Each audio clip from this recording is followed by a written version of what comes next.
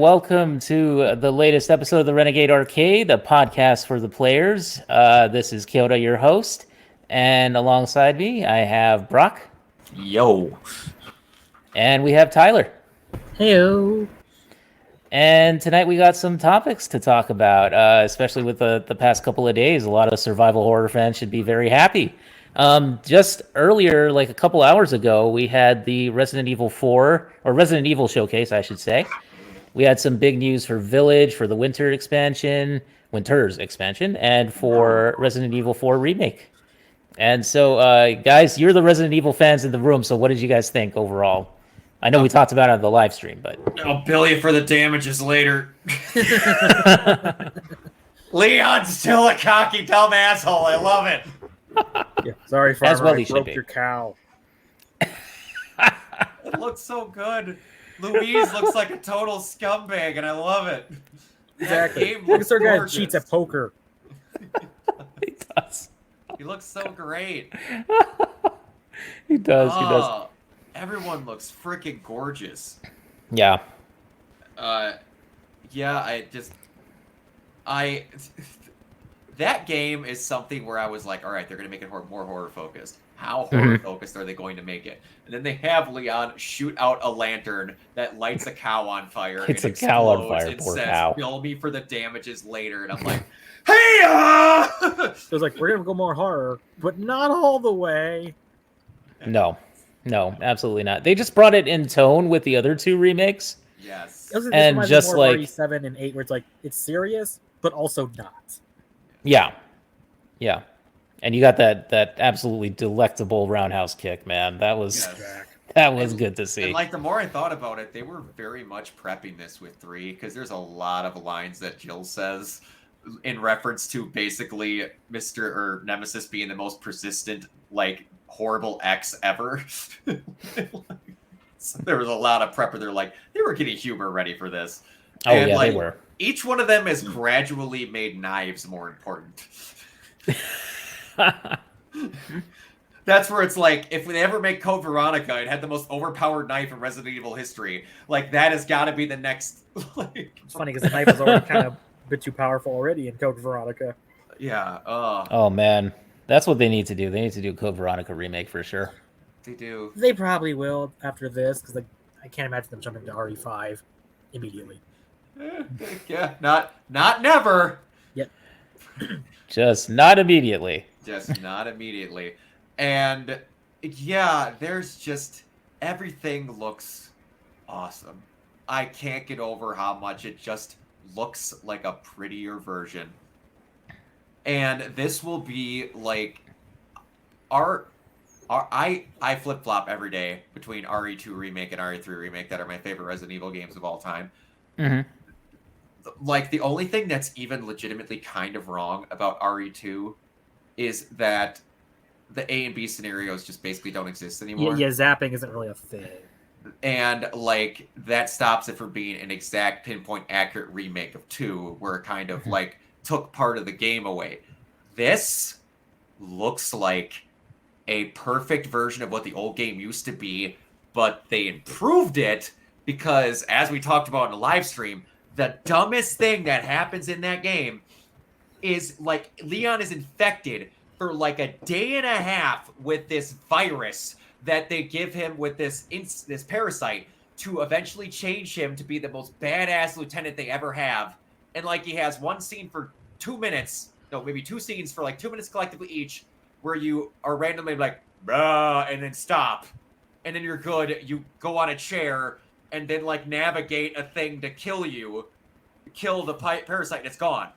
But now, they actually have the parasite affecting Ashley and Leon to the point where Ada, who never even mentioned Ashley Graham in the original game, is talking to Leon about how he should give up on her and leave her alone because she's the lost cause. They're literally changing the center plot to fix it and make it more cohesive. They've gone out of their way to fix the details of all the RE games, which is like, they're like, we realized we made some F-ups before. And like, I was just talking with Tyler before this, they've changed all of like the virus origins all to basically come back to the Plagas. Like 2 and 3, like even Nemesis was infected with a roided up Plagas parasite.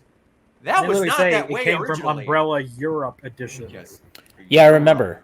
Europe. Yeah, Europe. But the umbrella of Europe for Umbrella. Of Europe. Yeah. But yeah, they're going out of their way to quote unquote unmessify the original Resident Evil canon. Mm-hmm. Yeah, I see that. Cool. And apparently, I've already mentioned that this game's going to tie in more to RE5 and 7 somehow, which I'm very curious how that goes. Which, they might make the mold an Ouroboros thing originally. I bet you there's going to be a letter in the freaking, I don't know, Salazar Castle where just like, oh yeah, this is a letter from someone in Romania. Well, every time they make a new game, they're always like, but guess what? Someone met the important guy before the other person who met the important guy.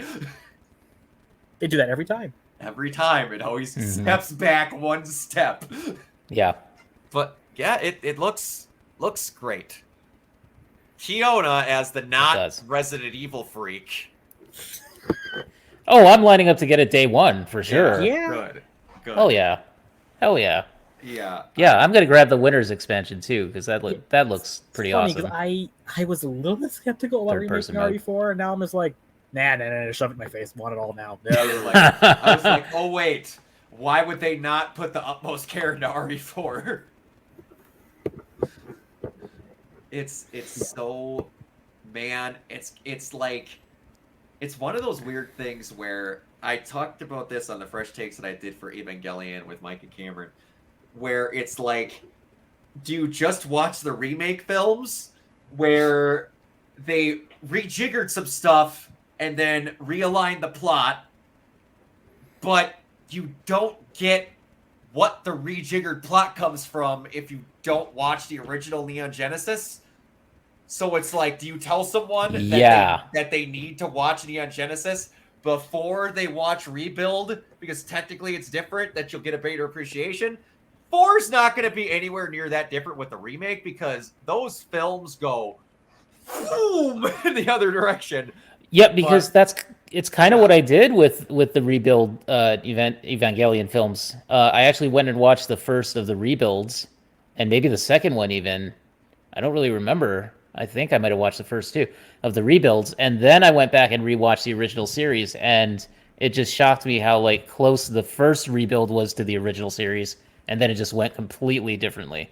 Right at the end of 2, they put a hard cut. Yeah, hard turn. Yes. Oh, yeah. But I like them. I actually like all of them. I think they're all valid. Oh, yeah. Well, yeah, definitely. They introduced my favorite pilot in the Rebuild films. Mari is great. Yeah, Mari is awesome. Yeah, she's really cool. But yeah, it's weird that we're getting a new canon out of these games. Exactly. Almost all the major games, RE, Make back in 2004, then Remake 2, 2019, Remake 3, 2020. Yeah, we're basically remaking them all. I say this every time. Are we gonna go up to 6? Are we gonna do it? Are they good at? The internet will fucking explode if they go to 6. Technically, if they go to 6, everything has been redone. That is a mainline number because 7 started the new continuity, and that one doesn't really need anything changed. Yeah, exactly. It was just in line, and now they're making everything line back up. Mm-hmm. Yeah. Oh, I honestly think they should. I'd be okay with it because I'm like, you can't make it worse. Well, and not only that, but they'll make so much more money off of it too. And they will, and they can fix it. Exactly. My God. RE6 good edition. RE6. The RE6 that we actually gave a crap and didn't want it to sell like Call of Duty. I'll never get over that. That game director was, well, we wanted to target the Call of Duty crowd with this one, with Resident Evil. Yeah. Which is why we have tank fights and destroy anti-aircraft cannons and nonsense. Capcom. That's what happened with DMC 2, and that didn't go well. And I think they learned. It took them a few more years in a different franchise, but they finally learned. They even make fun of themselves. In Resident Evil 8, Heisenberg calls Chris that boulder-punching bastard. Yep. And also, I'd even go like, there's even a note at the beginning of the game where like, some weird shit happened in China. Yeah, just leave it at that. Yeah, the C virus originated in China. The C virus. I'm not even kidding. It's a little on the nose. And yeah, and the fact that also that there's an actual health and medical facility that it supposedly came from that has the actual Umbrella logo as its logo. No, I'm not making that up. Look it up. It's located in Wuhan. It's very silly in retrospect. It's freaking ridiculous. That's also ridiculous. I believe the 10th anniversary, like literally last week, was like what, October the 13th, 2012. Yeah. You didn't hear Capcom go, yeah, 10 years of RE6. I'm like, Radio silence. But RE4, this will clearly sell well, and they'll keep remaking things. Oh What are they going to? Are they going to reach a point where it's like, hey guys, remake RE Survivor, baby? Honestly, hey Manny. Honestly, the only ones that they should remake, honest to God, is other than 5 and 6, if they're going to do the big numbers, is Code Veronica and Zero. Yeah, because Zero. Just give Zero a fucking loot box or a item box. And please change the ending to not be a Final Fantasy boss. Yeah, like that game, if they changed up not every enemy to just be a giant blank. A giant bat, a giant rat, a giant centipede. Those are the only ones that they can have left. And they're not gonna be like, huh, let's see if it justifies in sales with this RE4 remake to do another one. Oh wait, everyone and their mother bought it? Sure, let's remake another one. Oh yeah. I think they're gonna do Code Veronica after this, because that's technically the real RE3, because that actually advances the plot a lot more than actual Resident Evil 3. Get a game with Claire again. And we can do the incest twins better this time. The incest twins. That, man, I had someone the other day try and argue with me that they weren't incestual. I'm like, did you play the same game that I did? And like, that's the same game where RE started breaking the rules with its viruses, doing weird shit. And everyone's like, in 7, that doesn't make any sense that you've got a virus that can make you see weird things if you're inside of the radius of whatever. No one ever did that. I'm like, they gave a character fucking pyrokinesis with a virus in Code Veronica. Yeah, they stopped caring. Are you kidding me, people? Code Veronica's a mess of a game if you're thinking about it. Freaking weird. It's also the most broken of games, because it's if you didn't carry this fire extinguisher with the right character, you can't get the best gun, and then therefore probably you're going to not get through the last boss. You can just forget the Magnum in a storage base before you leave. And not to mention, if I had $1 every time I saw someone complain about, I got stuck on the plane boss. Like, everyone did. Yeah. But no, they have a chance to, and then like after it's all redone, it's just smooth sailing forward. I got it perfect. Redo Code Veronica, because then I'll have a main game that has Claire as a protagonist, and then make Jill the head protagonist of 9. All will be forgiven, yes. Capcom. Yes. You will have righted your wrongs for putting those two only in remakes outside Maybe of if they Rev remake 2. 6, they can actually put Claire back in that. And they could put Jill instead of Pierce, because Jill would make more fucking sense to try and correct Chris, who's magically an amnesiac. Also, can we also remake just at this point? Just remake them all. Let's remake freaking Revelations 1. Why not?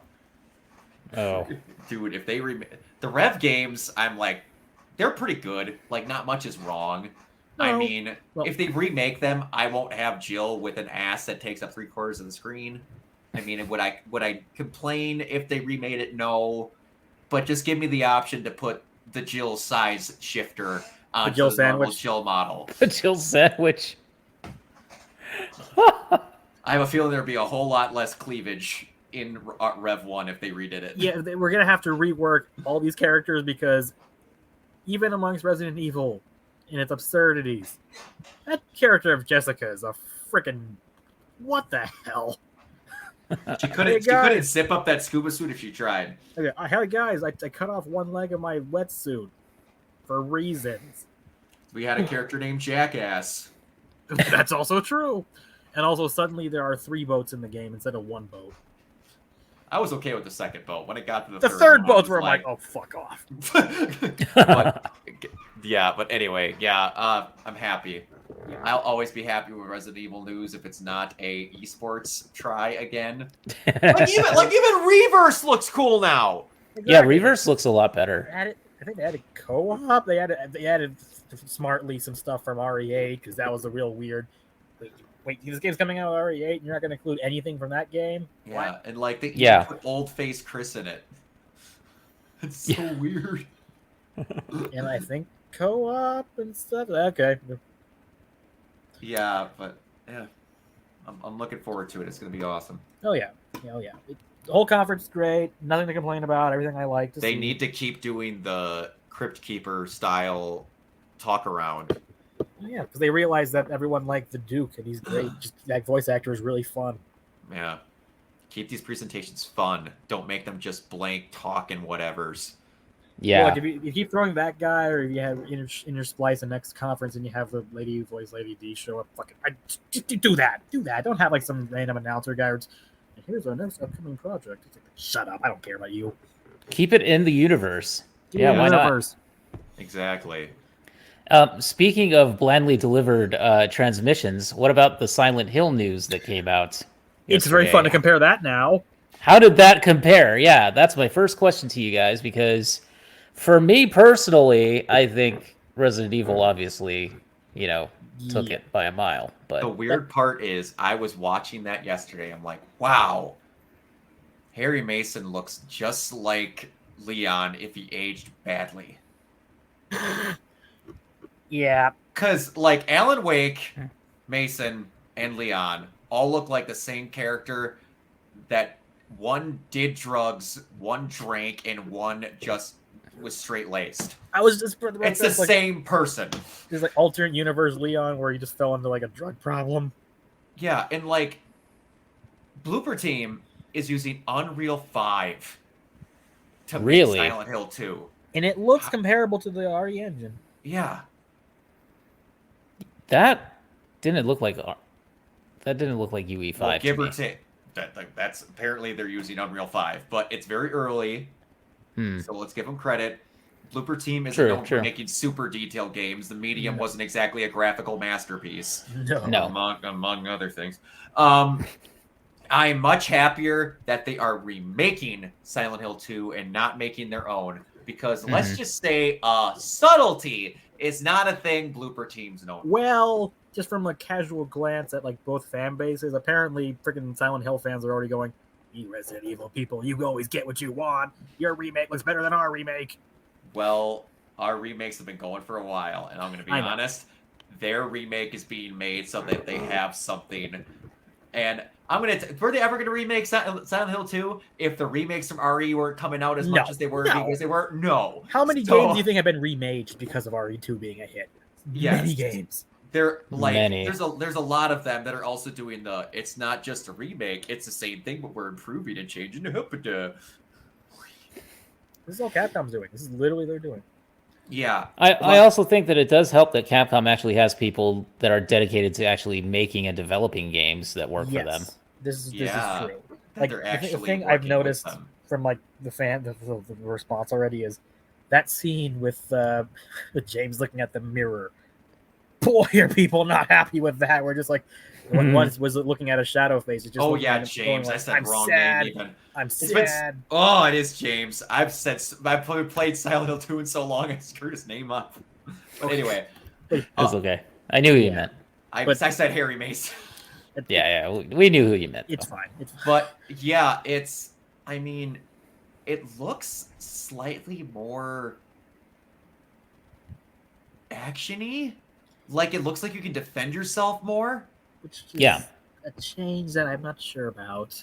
I mean, as long as it's not like very good, because I don't want it to like start approaching Homecoming levels of defending yourself. Rolls. No, like, but if you could fight a little bit better God, because you've made the enemies that much more impactful, that makes sense. So even if you can defend yourself, but it's still incredibly difficult, that's okay. I mean, the other thing is, I did actually read that apparently Konami has literally said, "Okay, we're gonna keep you on a real short leash here, guys. You're not gonna be allowed to do too much with Silent Hill 2 remake, but they have some creativity changes, and again, some of those are already kind of, perplexing some people." Well, we'll see. It's one of the weird things where it's like randomly Konami's coming out with 5 different things for Silent Hill at once. Yeah, And they clearly didn't give a shit about Silent Hill for the longest time. a solid 10 years. All of a sudden, it's like, Yeah. wait, we have a property that can make money? And it was like PT, buh, and then all of a sudden, Evil Within comes out, and it's basically Silent Hill, but done a little bit differently. Yeah, Mhm. And then one was but then 2 was really good, and all of a sudden I think they kind of went, you know what? That's not fair that they're basically just made a better modern version of our game. We should maybe start working on some stuff. Also, just Does how anyone much still care? that's No? weird. Just realize Okay, find someone that does. time. Just show you how much time has changed. Silent Hill Downpour was the last official actual release Silent Hill game, and that was, I believe, a few months before RE6 came out, same year. Oh, is that shocking? Yeah, I know. Boy, has some things changed. But that's not the only Silent Hill thing that we had announced. Silent Hill 2 remake. We also had Silent Hill Townfall. That name. It's the town that falls. Hey, It's hey, the man. fall that towns. The concept is awesome, in my opinion. The concept sounds neat. Yeah, I agree. A choose your own adventure that's live streamed and we vote on. That could be amazing. I've heard a few people say that apparently it might be like Townfall is kind of like we're going to do small indie studios, do Silent Hill stories, and be almost kind of Telltale-esque, which I like the sound of that. It just, that name is just like, did you even try? Yeah, Townfall. It's one of those, it's a very Japanese name. Yeah, this is like, what was it? Metroid Other M, where the bad guy was called the Deletor. I think something went wrong with the translator. Deletor. I don't want to think about Love Other it. M any more than I ever need to in my entire life. I'm so sorry. But like, that's my favorite example of, I think this was a translator error that they just kind of ran with. They ran with a lot of things in that stupid fucking game that they shouldn't have. They sure did. Let's make Samus a dryless, humorless, witless subordinate that forgets to turn on her anti-heat function in her suit. Who is also voiced by someone we're going to be talking about later on. Woo! Anyway, I don't like Other M. No. But Townfall does sound like a translator that error game. now that I think about it. Yeah, and like it might change later. Anyway, they could do that. Yeah, that's what I They think too. could. It's So cool. that's being developed by No Code. I don't know of them. I don't know them either. Apart from like they made a couple of games in the past, which I've Yeah. never heard of. So Yeah. Annapurna Interactive publishing it or co-publishing it. Yeah, who did What Remains of Edith Finch. Yep, that was good. They also Again, did 12 more minutes. in indie direction, which indie Yes. stories in Silent Hill. Why didn't they think of that? Not a sooner? bad idea. Oh, it's a great idea. Indie fits Silent Hill more than most. It really does. You just need some random story of some guy in Silent Hill. That's it. True. There's no. And then, of course, the real reason why everybody's here, including Konami, which was the fact that they're getting another movie made, which apparently is the reason why we're having more games in the Silent Hill universe because of this movie coming out. Which is the same guy who directed the first one that was just Christoph Gans. kind Yes. of okay. Yes, that first movie's okay. He did not do Silent Hill Revelations, so we're not gonna, be mad at him too hard. No, he made one of the few movies that Sean Bean lived through. Yes, where Shocking. he plays a character that dies in the series, which makes me really confused because everyone that saw the movie's like, can't wait to see him die in the first 5 minutes. Like he's but alive. don't worry because the director is a real gamer. Everybody, he's a real gamer. Yes, he likes. I am a real gay male. But also, I don't think there's been a thing in gaming media that confused me more than them describing what this movie is supposed to be. Because I still don't know what it's supposed to be. Me neither. Especially when they're Also- showing clips from the other movies. Yeah, And then also games. from Silent Hill 2. Yeah. Original It's e- Silent Hill 2. It's either a sequel to the original movie, its own original movie, or a movie of Silent Hill 2. Which it's called Return of Silent Hill, which doesn't really help. Which no Or one's all ever three. done. Or all of them. I don't know. But, like, if I get to see Pyramid Head again in, like, a good way, that's fine. Yeah, Don't do like Downpour, where he's the boogeyman. He's not the boogeyman. So coming from someone who is not a Silent Hill fan, as if you couldn't tell, do they really call that Red Pyramid thing? In the movie, he's called Red Pyramid Head. He's just normally called Pyramid Head. Well, okay, the important thing is we know is, and this is kind of the problem with Silent Hill games later on, is Pyramid Head was just supposed to be a manifestation for the James Sunderland character in Silent Hill 2, and that worked really well in that thing, but that was his problem. But then after that, he just started showing up in later games. Everyone has their own things, and that was James's. But then they're like, that's the coolest monster we ever made, other than the slut nurse, so we need to bring them back. It is the Michael Myers problem of everyone wants to move on, but I guess the studio will not let them. Yeah. Mm-hmm. But I mean, it's called Red Pyramid thing. Yeah. But that's just what, again, Japan. Oh, also, by the way, according to IMDb, they're saying that Return to Silent Hill is straight up just Silent Hill 2. No. That's IMDb, I'm going to be honest. In IMDb, during the first season of The Flash, they said that Iris West was Reverse Flash. That's true. You can't really trust much of anything. Everyone can edit IMDb. I'm just going to throw that out there. Yeah. IMDb is the Wikipedia of movies. Oh, I know, but I think it was under default. It's a grain of salt, but I wouldn't be surprised if that's the case, seeing how they're actually remaking Silent Hill 2. Yeah. True. Oh, But well, don't worry, least- he's a real gamer. Don't worry about it. He's a real gamer who hasn't made a movie since 2014, by the way. Because he's been really gaming. He's been really gaming, and he's really French, and he sounds like David Cage, but he's less of a pervert, I promise. But he sounds like David Cage that doesn't talk as if his head is up his own ass. Which is funny, because I'm pretty sure his last movie was an adaptation of Beauty and the Beast with Léa Seydoux, where she's practically naked half the time. So maybe all the French people are just the same. But is she getting Interesting. raped in an awkward scene that wasn't necessary for the plot? I don't think so, but I Okay. haven't seen that version, so I can't actually say that for a fact. Okay, cool. Fuck you, David Cage. Oh, man. Yeah, we can rely on two things, Bloober Team and David Cage, for Yeah. Brock to rant on. Oh, yes. Good thing those two had never met. Moving away a little bit now. Moving away from the horror a little bit here. The best. Wait, no.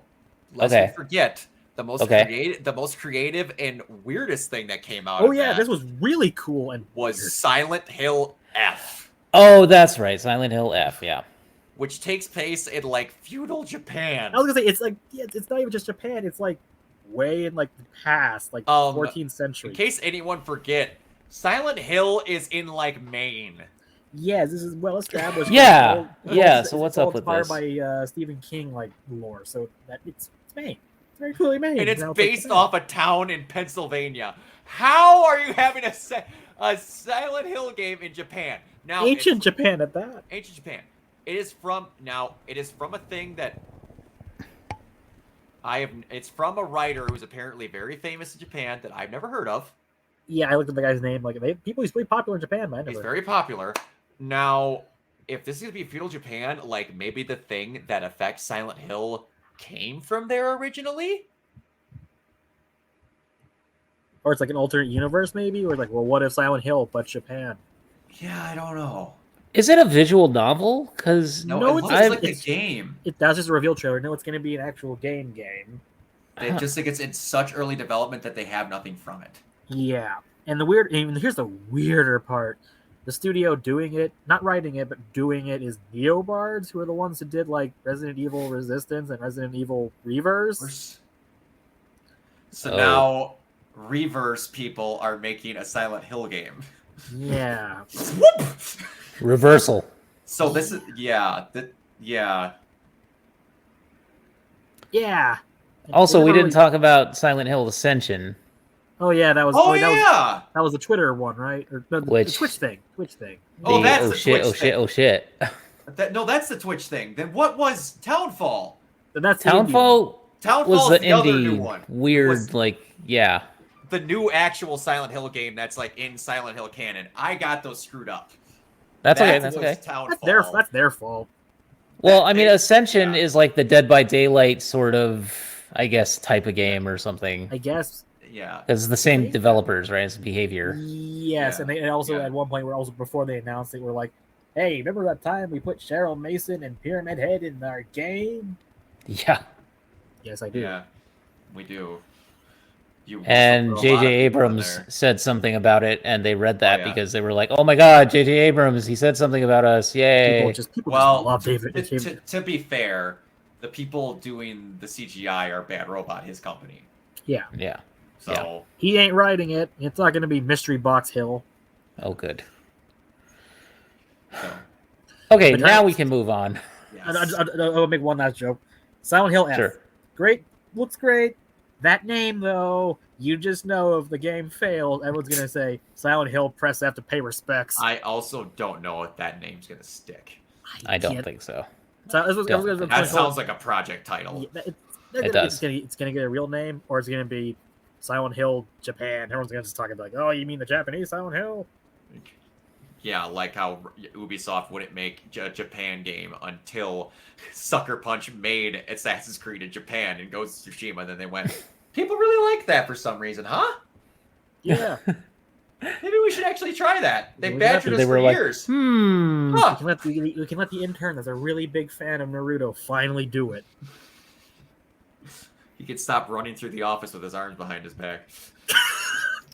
Yes. I guess Tenchu wasn't enough proof. No, apparently not. Back in the day. Okay, so up next, I wanted to talk about something that's near and dear to my heart, and I think to everybody's, which is the Arkham series. Because I've been replaying that in anticipation of Gotham Knight's release. So, what do you guys think? It is of the Arkham series. It's one of my favorite series of all time. Very good. I don't think they have a below B+ game in the entire series. I say Origins is probably the Origins is the most inessential, but it's still good. Origins to me is the only one that has a little bit of wobbliness to it, but I will tell you, it has the best boss fights. It does. Because they actually they made that entire game centered around making you a better Batman player. Like, you get rewards based around doing actual things that the training montages make you do. And, like, they had actual boss health bars and, like, stuff like that. And there wasn't a whole lot of just throw battering at A, B, C, and D. Like, that fight against Deathstroke, where you literally can't fight and beat him just by pressing triangle and waiting for him to hit you, where you actually have to feel like you're fighting a professional, kicked my fucking ass for like 2 hours. It was so good.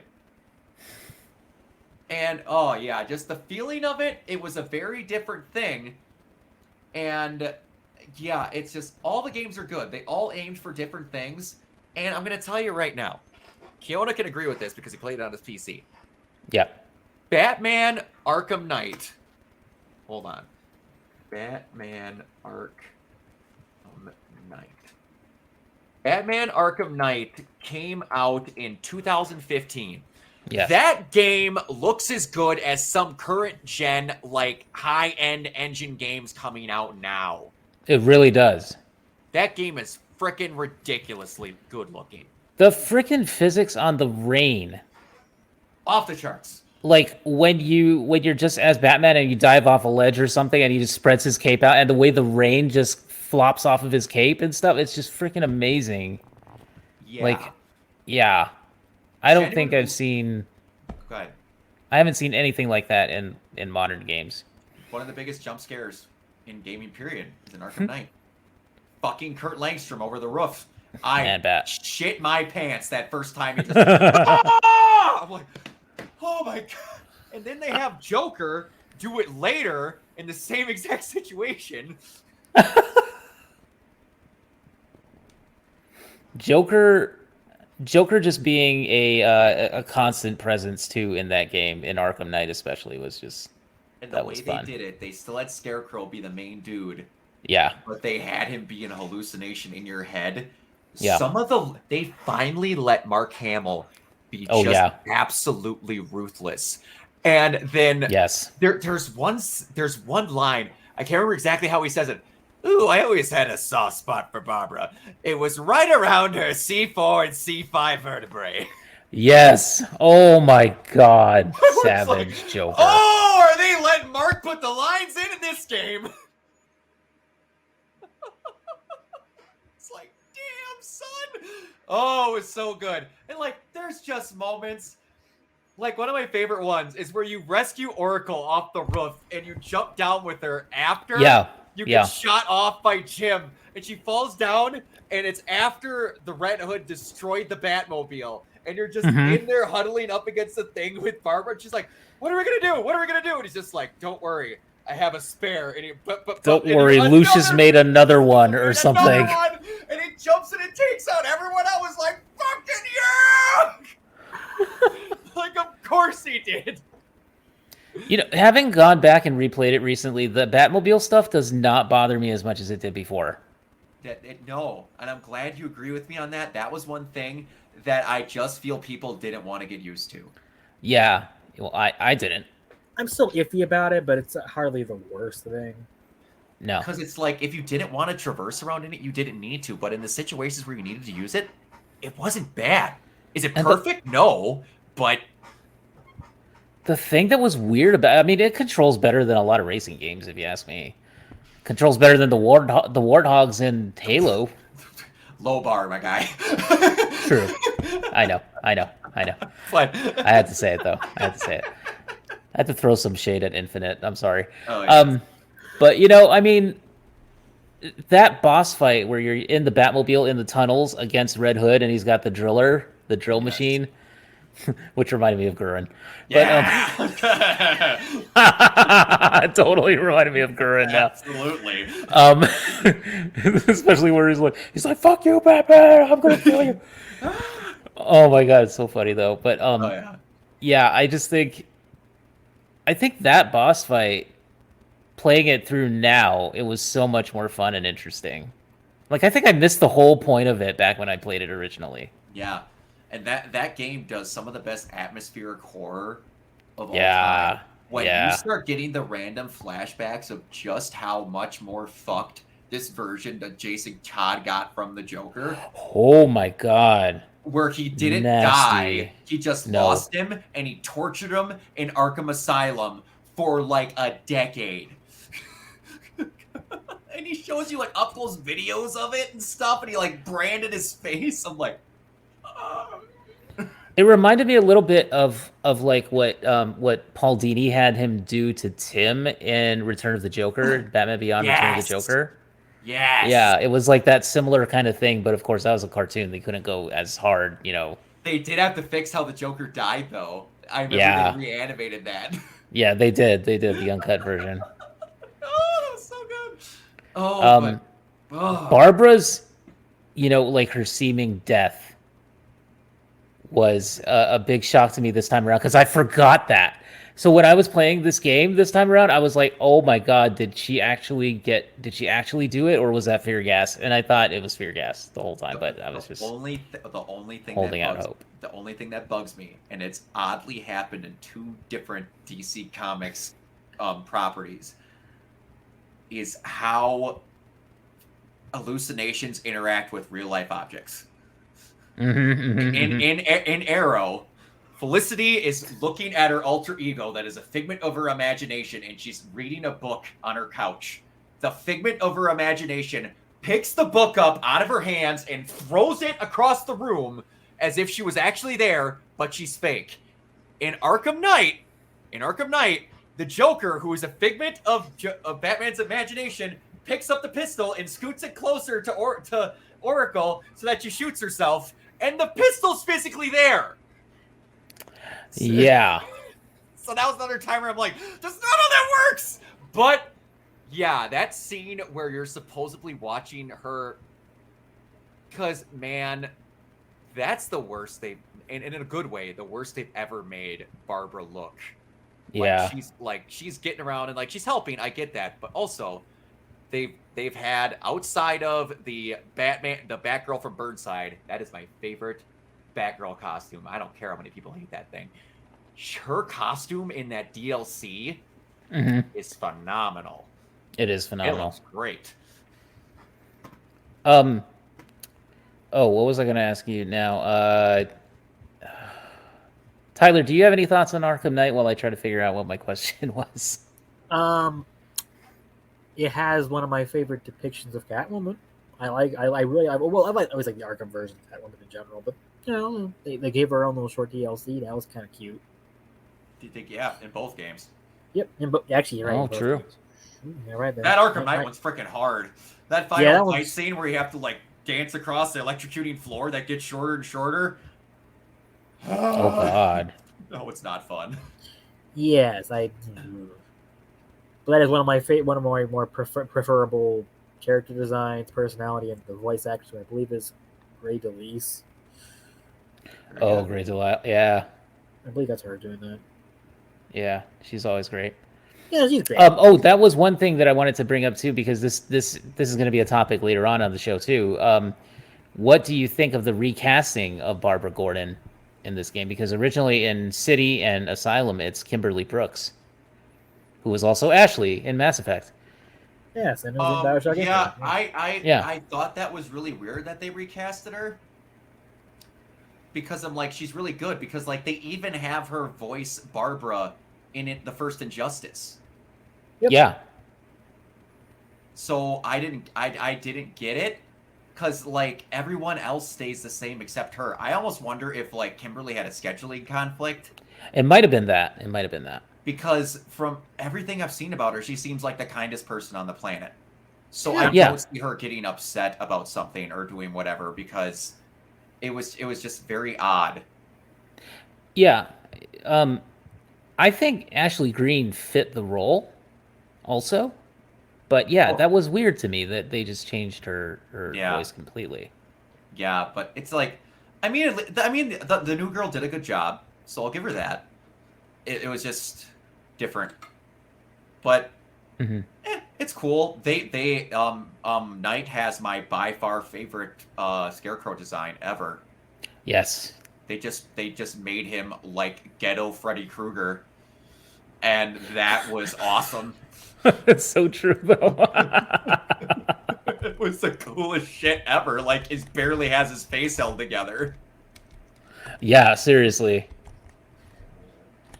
Seriously, that was pretty intense, man. Okay, hold on. I'm going to look up the rest of the cast here, because I know that there are some people I'm forgetting. But yeah, the amount of variation in side missions you had, and where like each person had their own line of side missions, like the bank robberies with Two-Face. Yeah, Two-Face, yep. Chasing down Firefly.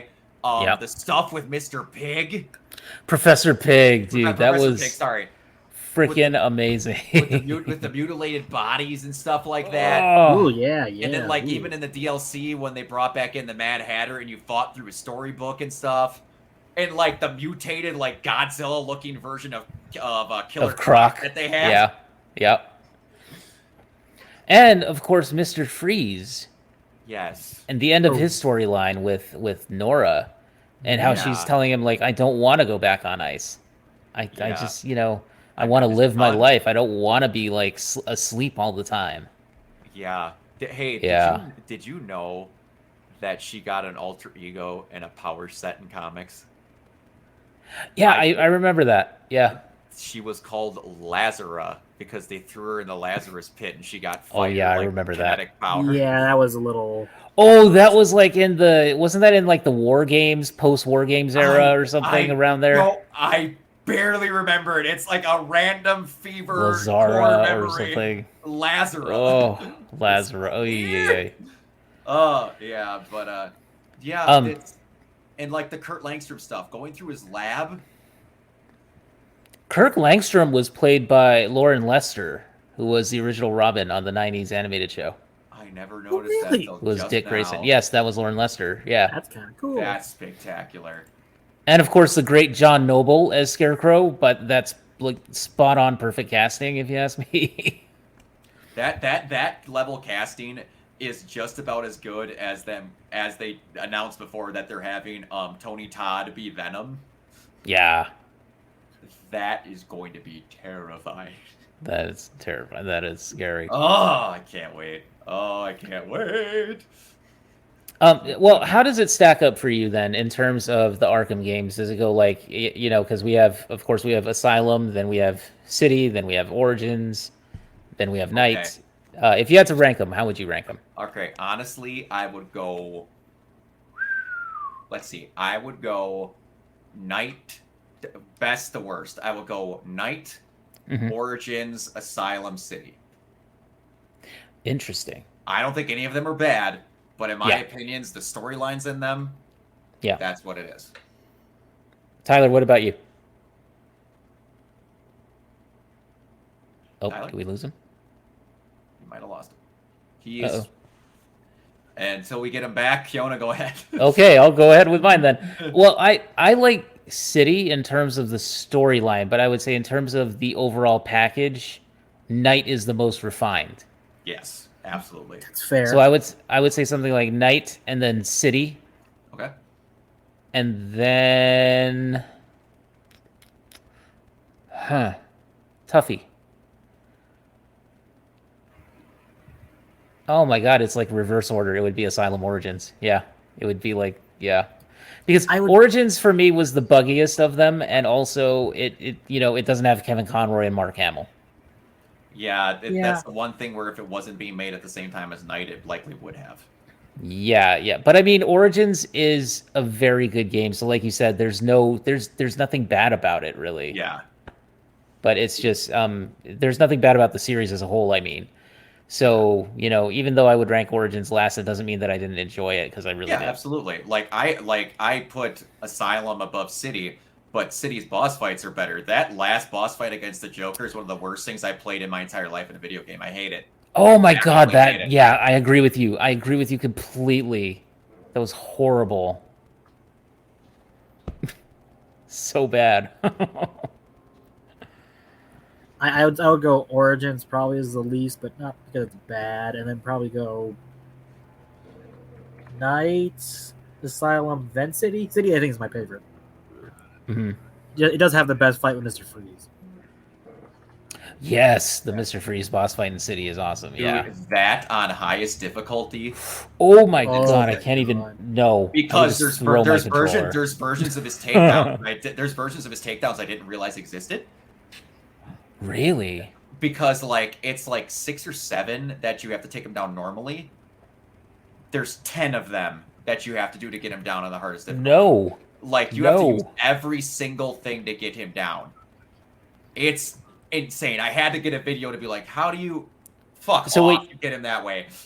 So wait, you can do vent takedown, you can do the tightrope takedown, you can do the quarter takedown. The magnet takedown, the floor takedown, the over a rail takedown, you can get the under a rail takedown, and then from up the top through the glass, it's... Oh my god, you have to use every single thing then. Everything. And if you lose once, you gotta do it all over again. One of the things, though, I will say is the Riddler. So annoying. I mean, it is cool, but it's one of those things where it's you could totally ignore him if you want to, so it's nice. Yeah. But except in Night. in Night, he's good. You could cut him off, and it's you could get my final battle if you get the ending. But in Night, the fact that he is actually having a midlife crisis because it's revealed that Batman is Bruce Wayne, he's like, no, he's not. I want to be out by some stupid billionaire. That is not true. He's like, this is too lame and easy. No, it can't be. That is true. I did enjoy that. I mean, the voice actor obviously is really, really good. I'm just saying this rendition, even though it's very much on the along the Frank Gorshin lines. Well, I mean, yeah, that's who the Riddler is. Well, to be fair, every rendition of the Riddler was inspired by the old '60s Batman version until like now, Sure. Yeah, until this last until one, Zodiac which- Riddler. Well, the Arkham. I wouldn't say that because I don't remember that version of the Riddler putting saw traps anywhere. Well, okay. Just to throw that out there. Also, the Telltale version was more like Saw. So I guess there's like 2-3-ish versions that are not quite like corny. That's true. Guy in the green outfit going, "Riddle me this, Batman." I mean, how shocking was it for you? If you think back to the original Arkham City, you know, how shocking was it to see that they actually killed the Joker in that one? I loved it. Oh yeah, that was great. I loved it. And of course, his shadow self or whatever that hangs around Batman blames Batman for it, but it was actually the Joker's fault. Exactly, because who would Batman blame? Himself. Yes. Absolutely. And it would drive him nuts. And Yeah. I just love the last lines they get to give are the best. Do you know what the worst thing is? After everything you've done, no, you want to know what is funny? After everything you've done, I still would have helped you. And he's just like, you know what that is? Pretty funny! Pretty funny. And then he goes, Yeah. You're just done. But no one saw what happened. So, of course, everyone is on their own little wits about it. And it's just like, getting to see everyone, the reaction to everyone else where they're like, did he actually kill Joker? And then, like, no one can tell, and no one except for, like, Tim and the Bat family knows what happens. So everyone else is on edge, like, you killed someone. And also, I love in Night, when you replay the game and the Joker's going into the furnace, instead of just burning silently, he jumps up like, ah! Oh, God. If you play it on New Game Plus and go through it, he jumps up when he's in the crematory thing. No. Yeah, it's awesome. No. It's fantastic. I obviously have not played it on New Game Plus because I have not seen that, and nor do I want to. My God, that extreme close up, and I can just imagine that. My God, that would freak me Also, the if I fuck recall, out. wasn't the guy who voiced Commissioner Gordon in Night? Isn't that Jonathan Banks from Breaking Bad? It is Jonathan Banks. Which I thought was great. Yeah. Oh, yeah. That's great. That's great casting. Oh yeah, that voice cast is great. And, like, the fact that you could, like, eventually when you catch everyone in Night and they all have to sit in that little, like, bullshit pig pen in the fucking GCPD and you can, like, interrogate them and they're all giving each other shit. Yeah. It's the best. Oh, I love it so much. Oh, it's great. Yeah, just The Deacon Blackfire thing was like the most pointless of the side quests. it comes out. I was like, Deacon Black, huh? And then it's just he wants to kill Jack Ryder of all people. It's just like, wait, we had some time left in development. Let's make another side quest. Let's just do Deacon Blackfire. Yeah, But his rants in the jail cell were pretty funny. they are, and the fact that we got a little bit more Jack Ryder was pretty cool because that was cool. Ryder was pretty great. Yeah. That was one thing where, like, they took the towel that was Batman and squeezed that thing out into everything you could get. I think Origins, though, the strong point for that particular game was probably like the boss fights, like you said, and also the storyline was pretty impressive for what they tried to do there. I like the idea that it's the Joker's first meeting with him, and then you get to play as the Joker for that short little segment where he just goes around and he's just like figuring it out. Oh, I know what my problem is. It's Batman, you know, and all that stuff. Yeah. And the fact that when he falls down, he's like, "Why didn't you let me die?" And he's going to cell. Who was that? And that last boss fight with him, which is not really a fight at all, it's just Batman just wailing on him. Yeah, like that was the funniest like final boss fight that I've ever seen in a video game. I swear. Yeah, and then, like, getting to see the discourse leading of Gordon coming to trusting you and seeing the fact that Barbara trusted you first. Yeah. Making that genuine was really good.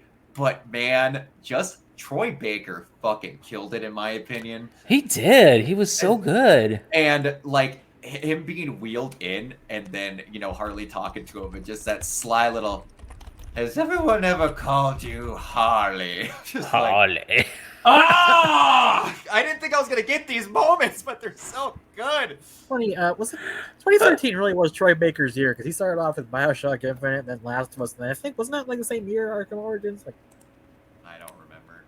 I believe it was 2012. Could be. No, it is 2013. You're right. 2013. It was really Troy Baker's year. Yeah. Well, it's. So who was wait, now I'm looking up something here. Steve Bloom as Electrocutioner, by the way. One of my Classic. One of my favorite boss Classically fights funny. in the entire thing was just, what you gonna call it? Just a total pushover, and then he gets shot out the window, and you just take his gauntlets. Steve Blum seems to always play like schlocky Batman villains. I think he was in the Telltale Batman game as a character called Blockbuster. Oh, Blockbuster's a Nightwing villain. I know. We're just like, Yeah. He's gonna get wrecked just like Blockbuster the series. God. Who did the voice of who's supposed to be Harvey Bullock? Part of me thought it was the guy from the series. That's what I thought. Because I was like, that sounds way too much like Robert Costanzo. I'm not sure, but it sounded just like it. So Yeah, there's. yeah, Yeah, I'm trying to find it here. yeah, but It was Robert Costanzo. Nice. It was? Nice. That's fantastic. Yeah, I'm so glad for that. I'm so happy that they got him in there. He is the perfect Harvey Bullock in my opinion. Perfect Bullock voice, so yeah. Good. He's actually one of only 4 people to come back in the animated series. I'm shocked. I'm honestly shocked that that Robert Costanzo, that Bullock himself was not featured in the games more, in the Arkham games. I know, he's only in Origins, which feels wrong. He's only in Origins. Yeah, it is. Well, the weirdest part is until Origins and Night, there wasn't a heavy police presence. That's true. So, outside of Gordon, who was just happened to be visiting Asylum with you, you barely would have had Gordon in Origins. Or, I mean, not Origins, Asylum. Mm-hmm. So, it was kind of cool. I did find it weird. Like, if he was in Night, I don't remember him being in Night. And you spend a good chunk of it actually inside the GCPD. Yeah, no, Bullock was not in Night. Yeah. Correct me wrong. It was the original Harley was only in Asylum, right? That was yeah. And then Harley she retired Sorkin from the role or something. Yeah. Yeah, she just retired. I think she retired just full on, and then Or just retired. Yeah. Yeah, I'm glad they got Arlene Sorkin to get it for one. Yeah, I just so remembered glad. another one of my favorite moments from Night. When you go in and you drop off Batgirl into the police station so that she could be safe in like the GCPD's lockup using the computer and stuff. And then all of a sudden you come back out and the cops are like taking selfies next to the new Batmobile and stuff. Oh god, that was so freaking hilarious. And also And they're like, sorry, Batman, sorry, get your right, sir. Sorry, sir, we fixed it. Yeah. And also when Barbara dies, Mhm. Joker is just like waiting for Gordon to come in, and he's just like, "Come on, take a seat, Jimbo. We need to talk." Yeah, Mark Hamill was just on fire through this whole entire series. His life. And people were like, "We don't want Joker." I'm like, "Why?" That moment that kind of freaked me out a little bit was when when you play as Gordon and you're going into like the movie theater, and then like he's looking at all the different guys, and Johnny Charisma, played by Michael Rosenbaum, freaking hilarious. Yeah. And then you turn and Batman's there, and I was like, huh. Jeez. No wonder Gordon's like smoking all the time. You know, he's just like, man, the stress of dealing with this guy. Absolutely. Like his life would be so much better if there weren't these people. Why do you do this to me? Yeah, seriously. Why do you give me like heart attacks 3 times a night? Like, And speaking of heart attacks, like, what was one thing I appreciated about Origins? You got to have the green behind the gills still willing to getting close, Batman. Like when he gets close to Roman Sionis, and he's like, "I'm not gonna talk. You can't make me talk." He's like, "I will hack your Peacemaker, and I will get you close to Flatline, and you will tell me what I need." I'm like, "Yo!" Well, it mirrors the comic book origins Yeah, too, because he was willing absolutely. to I was just kill so guys. happy. I was so Yeah. happy. That's one thing where it's And like a lot of people were like, it's so dumb. That rule doesn't make sense anymore. That no hero would ever not want to kill. It's childish. It's dumb. It's whatever. I'm like, no. I'm going to be honest with you. I have had a thought in my brain for the longest time, and I'm going to be honest.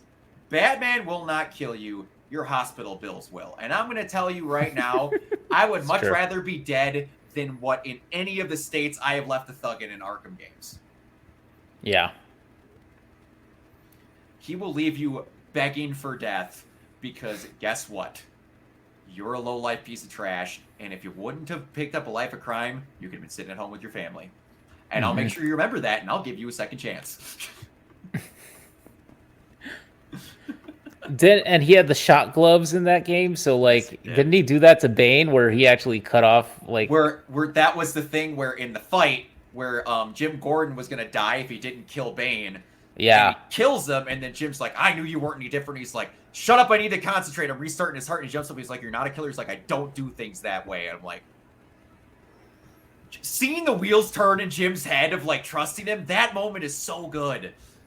And that was another thing that I liked about it too, was some of the character interactions in that game, because like the Batcave itself was an interesting setting because you could go and talk to Alfred, and they gave you like the little Alfred wisdom XP, and like. But there are moments when Alfred and Bruce are like at each other's throats, which I found very interesting. Like you can tell it's. I like my Alfred relationship the most when he's like loving dad, and this is the loving dad's gonna kick your ass now for a moment. Yeah, when he comes back and you think Bane killed Alfred. Yeah. And he's ripping him out of the freaking rubble. I was like, Bane, oh, you're dead. That was one of the most motivational points in a game I've ever had. Even though you know Alfred's not dead because he's in the other absolutely. games, but Even still. I was like, you hurt Dad. You're yeah. done.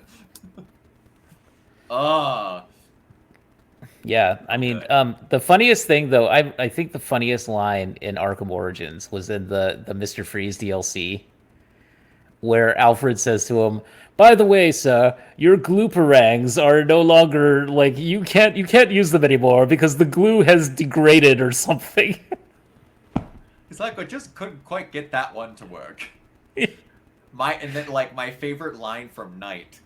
It will never. I have it as a Facebook status. It comes to my memory. It always makes me joke. It's like these two goons are talking, which is always just Steve Bloom and Phil Lamar. Always, like 9,000 lines. In always, these games. Yeah, I know. And it's them talking to each other, and always it's just like, you know what, man? Batman wouldn't be in that big of a deal if he didn't have that Batmobile. He's like, yeah, but he has it. I know, but I'm just saying he wouldn't even be that big of a threat if he didn't have the car. And he's like, yeah, but I'm saying that he does. And they say it in a lot more clever fashion, but it's just like, dumbass. I get it. If he didn't have all the fancy combos, 19,000 different types of fighting, no shit, he wouldn't be as tough. I love that the huge guys that carry around the miniguns just sound like the most whiny ass dudes. Like when they're carrying around they're like, somebody's down over here. I'm gonna go check them. And then it's like, but they don't even sound that gruff. They just sound like totally normal dudes. I do love the grunt dialogue. Oh, hey, it's the Batman. Yeah. So he's down over here. Yeah, my favorite thing ever is the classic Arkham pileup where you do the drift and hang. Where you get someone, line them up, zip to a different vantage point, battering the rope down, go back to the same vantage point, trip them up, go and just repeat. You can have piles of like 20 people. Never fails. Or like the best one to do is take out everyone silently and then disarm a person's gun, and then they'll just be like, hey, is anyone around? Has anyone seen the Batman? Where is he? He's right behind me, isn't he? Oh! Yeah, the grunt There's dialogue. compilations on YouTube of people just scaring the shit out of people. It's the best. That's hilarious. Oh my god. They get the most aggressively sounding New Yorkers. That's why it's funny that's why it's funny that they got so long to get, Harvey Bullock in there, because you get more New Yorker. You gotta get Harvey Bullock in there, man. If it was me, Harvey Bullock would be in every single Batman game. Yeah, I would have been okay with that. When you finally got Lucius to be in the in Night, I was pretty happy about that. Yeah. And Dave Fennoy doing the voice. Yeah. By the way, was just giving me Telltale Walking Dead flashbacks the whole time. Yes, it was. Also, hey, by the way, if Gotham Knights gets a sequel, also get Batwoman in there also. Yes. Because like they're also not afraid to mention her, because in the voicemails in his office, you get a message from her asking her if he got the wedding invite. That's right. I'm like, thank you, because comics didn't give a shit and canceled their wedding because they're jackasses. Well, also, Brock, I know why you want Batwoman in the game. Gosh.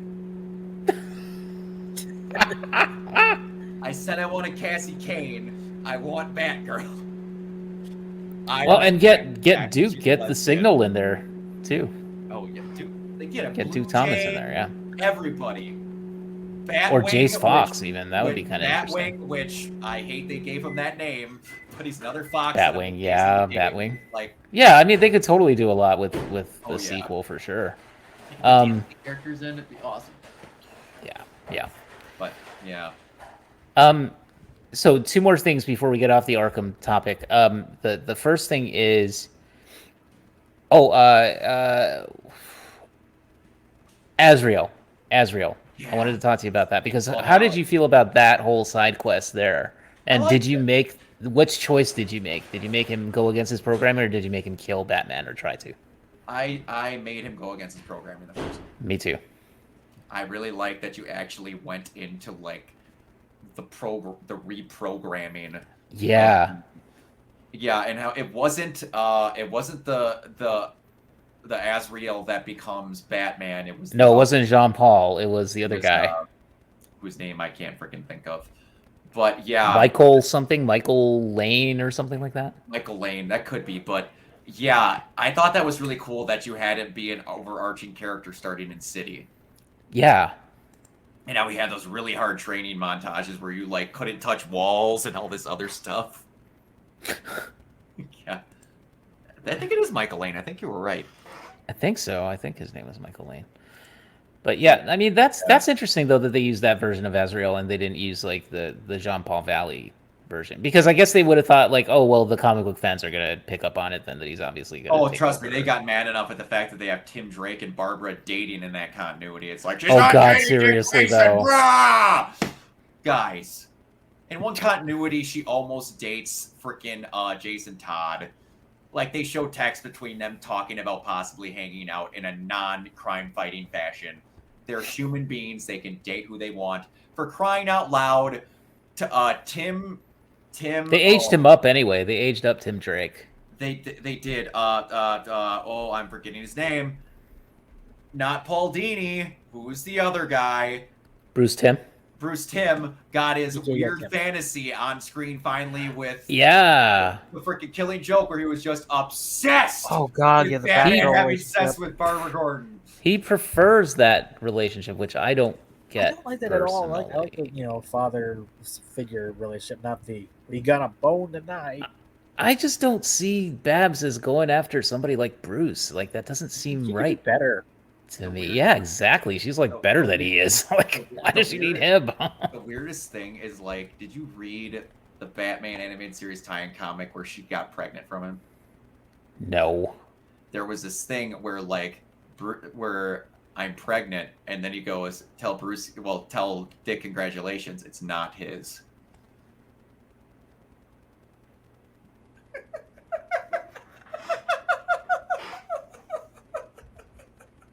This is a cruel joke being played on the fandom, I swear. I think Bruce Timm is actually the Joker.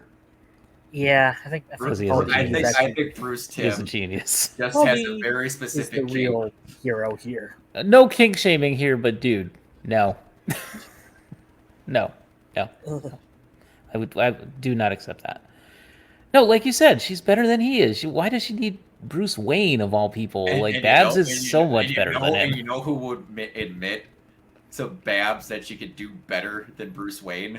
Bruce Wayne. Bruce Wayne, yeah. Well, hopefully he would. Because Bruce has got a lot of other options that can personally dink with his for well-being. Somehow Selena Kyle is the most psychologically stable option he's ever had. I know, seriously though. Outside of Vicky Vale. Or as they said in the '60s, Batman, Miss Kitka. Miss Kitka. Miss Kitka. By the way, can I just go off on a small tangent there and just say, like, having recently rewatched the '60s Batman film, the film version where there is Miss Kitka and that whole plot line. Yeah. And then he gets kidnapped. Bruce gets kidnapped and his Bruce Wayne guys, and he's taken to the villain's hideout and all that. And he's like sitting there going like, "If you've touched her, I'll kill you all. I'll rend you limb from limb." And it's like so dramatic, and I just love it. Adam West is such a treasure, man. My favorite thing about that show is there's one episode where I can't remember it. Is it the movie with In Lee this Merriweather? span of 20 seconds, Yes. Okay. Bruce Wayne has a conversation with Jim Gordon, and then Jim Gordon hangs up with Bruce Wayne and then calls Batman. And they pick up, and he has the same exact voice.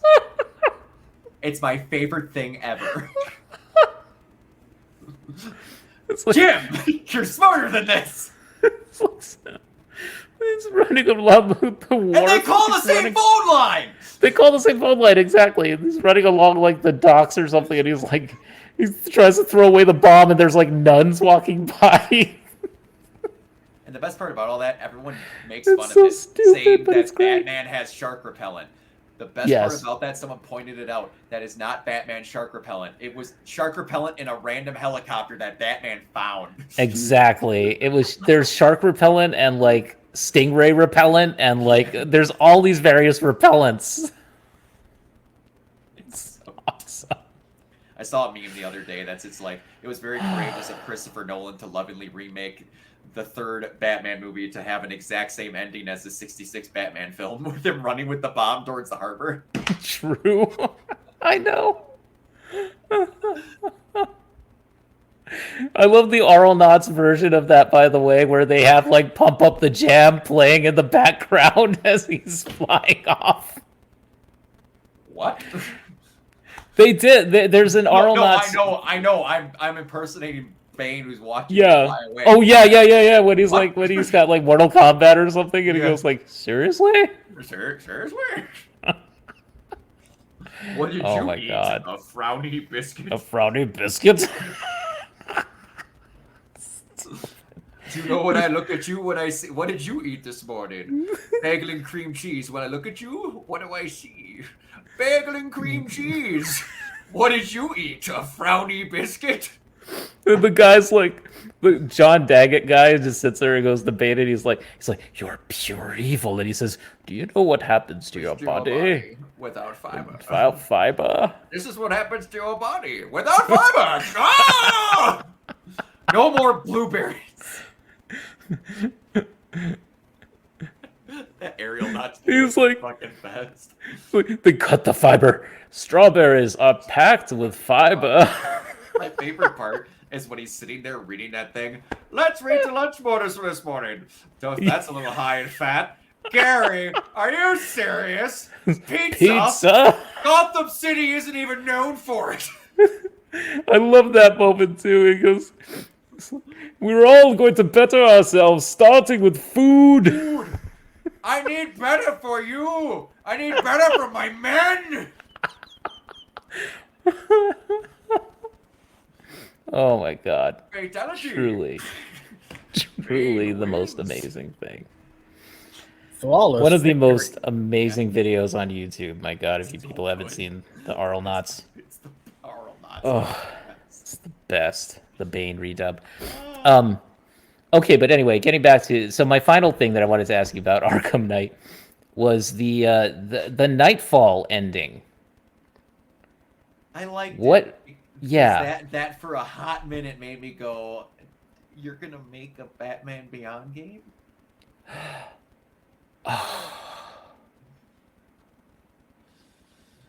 That's So the one is thing he they have in- left. I don't know. Is he in Suicide Squad Kills the Justice League? Is he in that? Is Batman going to be in that? The weird part is, Knight, for everyone wondering, Gotham Knights is a totally new continuity. It has nothing to do with the Arkham games. Yeah. From my understanding, though, Suicide Squad does. Yes. Because it's Rocksteady. It's the same developer. Yeah. So I don't know. Because that would be then the same Harley Quinn. Yeah. I don't know. Because, like, they show the Flash, they show Penguin, and they show Superman. Yeah. They haven't shown a lot else. And that game's still quite a ways out. Because if Batman is truly dead, which we know he probably isn't in the Arkham series, Yeah. and probably also in Gotham Knights. Yeah. But I mean, yeah, that's one question that I have about it, because it is Rocksteady, and I'm curious to see how they deal with it. But anyway, okay, so have we said our piece on the Arkham series? I think we have. Yeah, but yeah, I'm Tyler, good. do you have anything to add if you're there? Nope, I don't really have a whole lot. I basically agree. It's a good series. One last thing. The best thing that spoke to me as a human being in my heart and in my loins was when they made Copperhead a female contortionist. Oh, God, yes. I was very okay with whoever made that decision. Sir, you deserve a raise. So I'm just gonna Same. write down redhead, contortionist, and lesbian. Apparently, is your 3 ticks. Okay. Hey, she had brown hair, I ain't arguing and with she any of never those. said a sexual orientation. But she could do whatever she wanted to me, depending on whatever she wanted. And I'm not saying one of those isn't true, but it could be. But yeah, It's true, though, and that was a hell of a boss fight, actually. it was. Yeah. Yeah, was. that was a really good one. Yes. That was trippy. Yeah. And the more trippy we can get in games, the better, if you ask me. So, okay, moving on now to Gotham Knights. So what do you guys think of the reactions to Gotham Knights and the sort of discourse surrounding the game? Discourse, I use quotation marks. I'm gonna be honest. I do think it's a little weird that now, give or take, this is their first time making a straight up, even though it's still a Batman game, making something completely different from the Arkham series for a while. And I get that it's a different thing and they're doing their own thing. It's locked at 30. I get that. And they scrapped the last gen version. Part of me is thinking that, like, with it being an open world game, that they were having some issues getting a stable frame rate, because supposedly this Gotham is fucking huge. It's bigger than Knights, apparently. Knights was giant. Knights was huge, yeah. Yeah, and they have a lot going on, so that's where, like, a lot of people that are, like, showing single player linear games that are, like, locked at 60 and people, like, they're different types of games. I'm not excusing that on a PS5 it shouldn't have a 60 performance option. I think there should be a performance option, yeah. And that might get added later on. It might. I think so. But as long as the game is good, and I've seen people with like preview footage of playing it, it still looks awesome. I mean, there's a little bit of performance hitches, but I play games that are locked at 30 and they still play pretty smooth. But the one thing I will say that is a discourse that I do not agree with is saying it's exactly like Avengers just because you upgrade loot. Yeah, I've been seeing that as a reaction in a lot of places. I don't know. Co-op loot shooters are starting to maybe kind of run their course. But it's not really it doesn't operate like a looter shooter, though.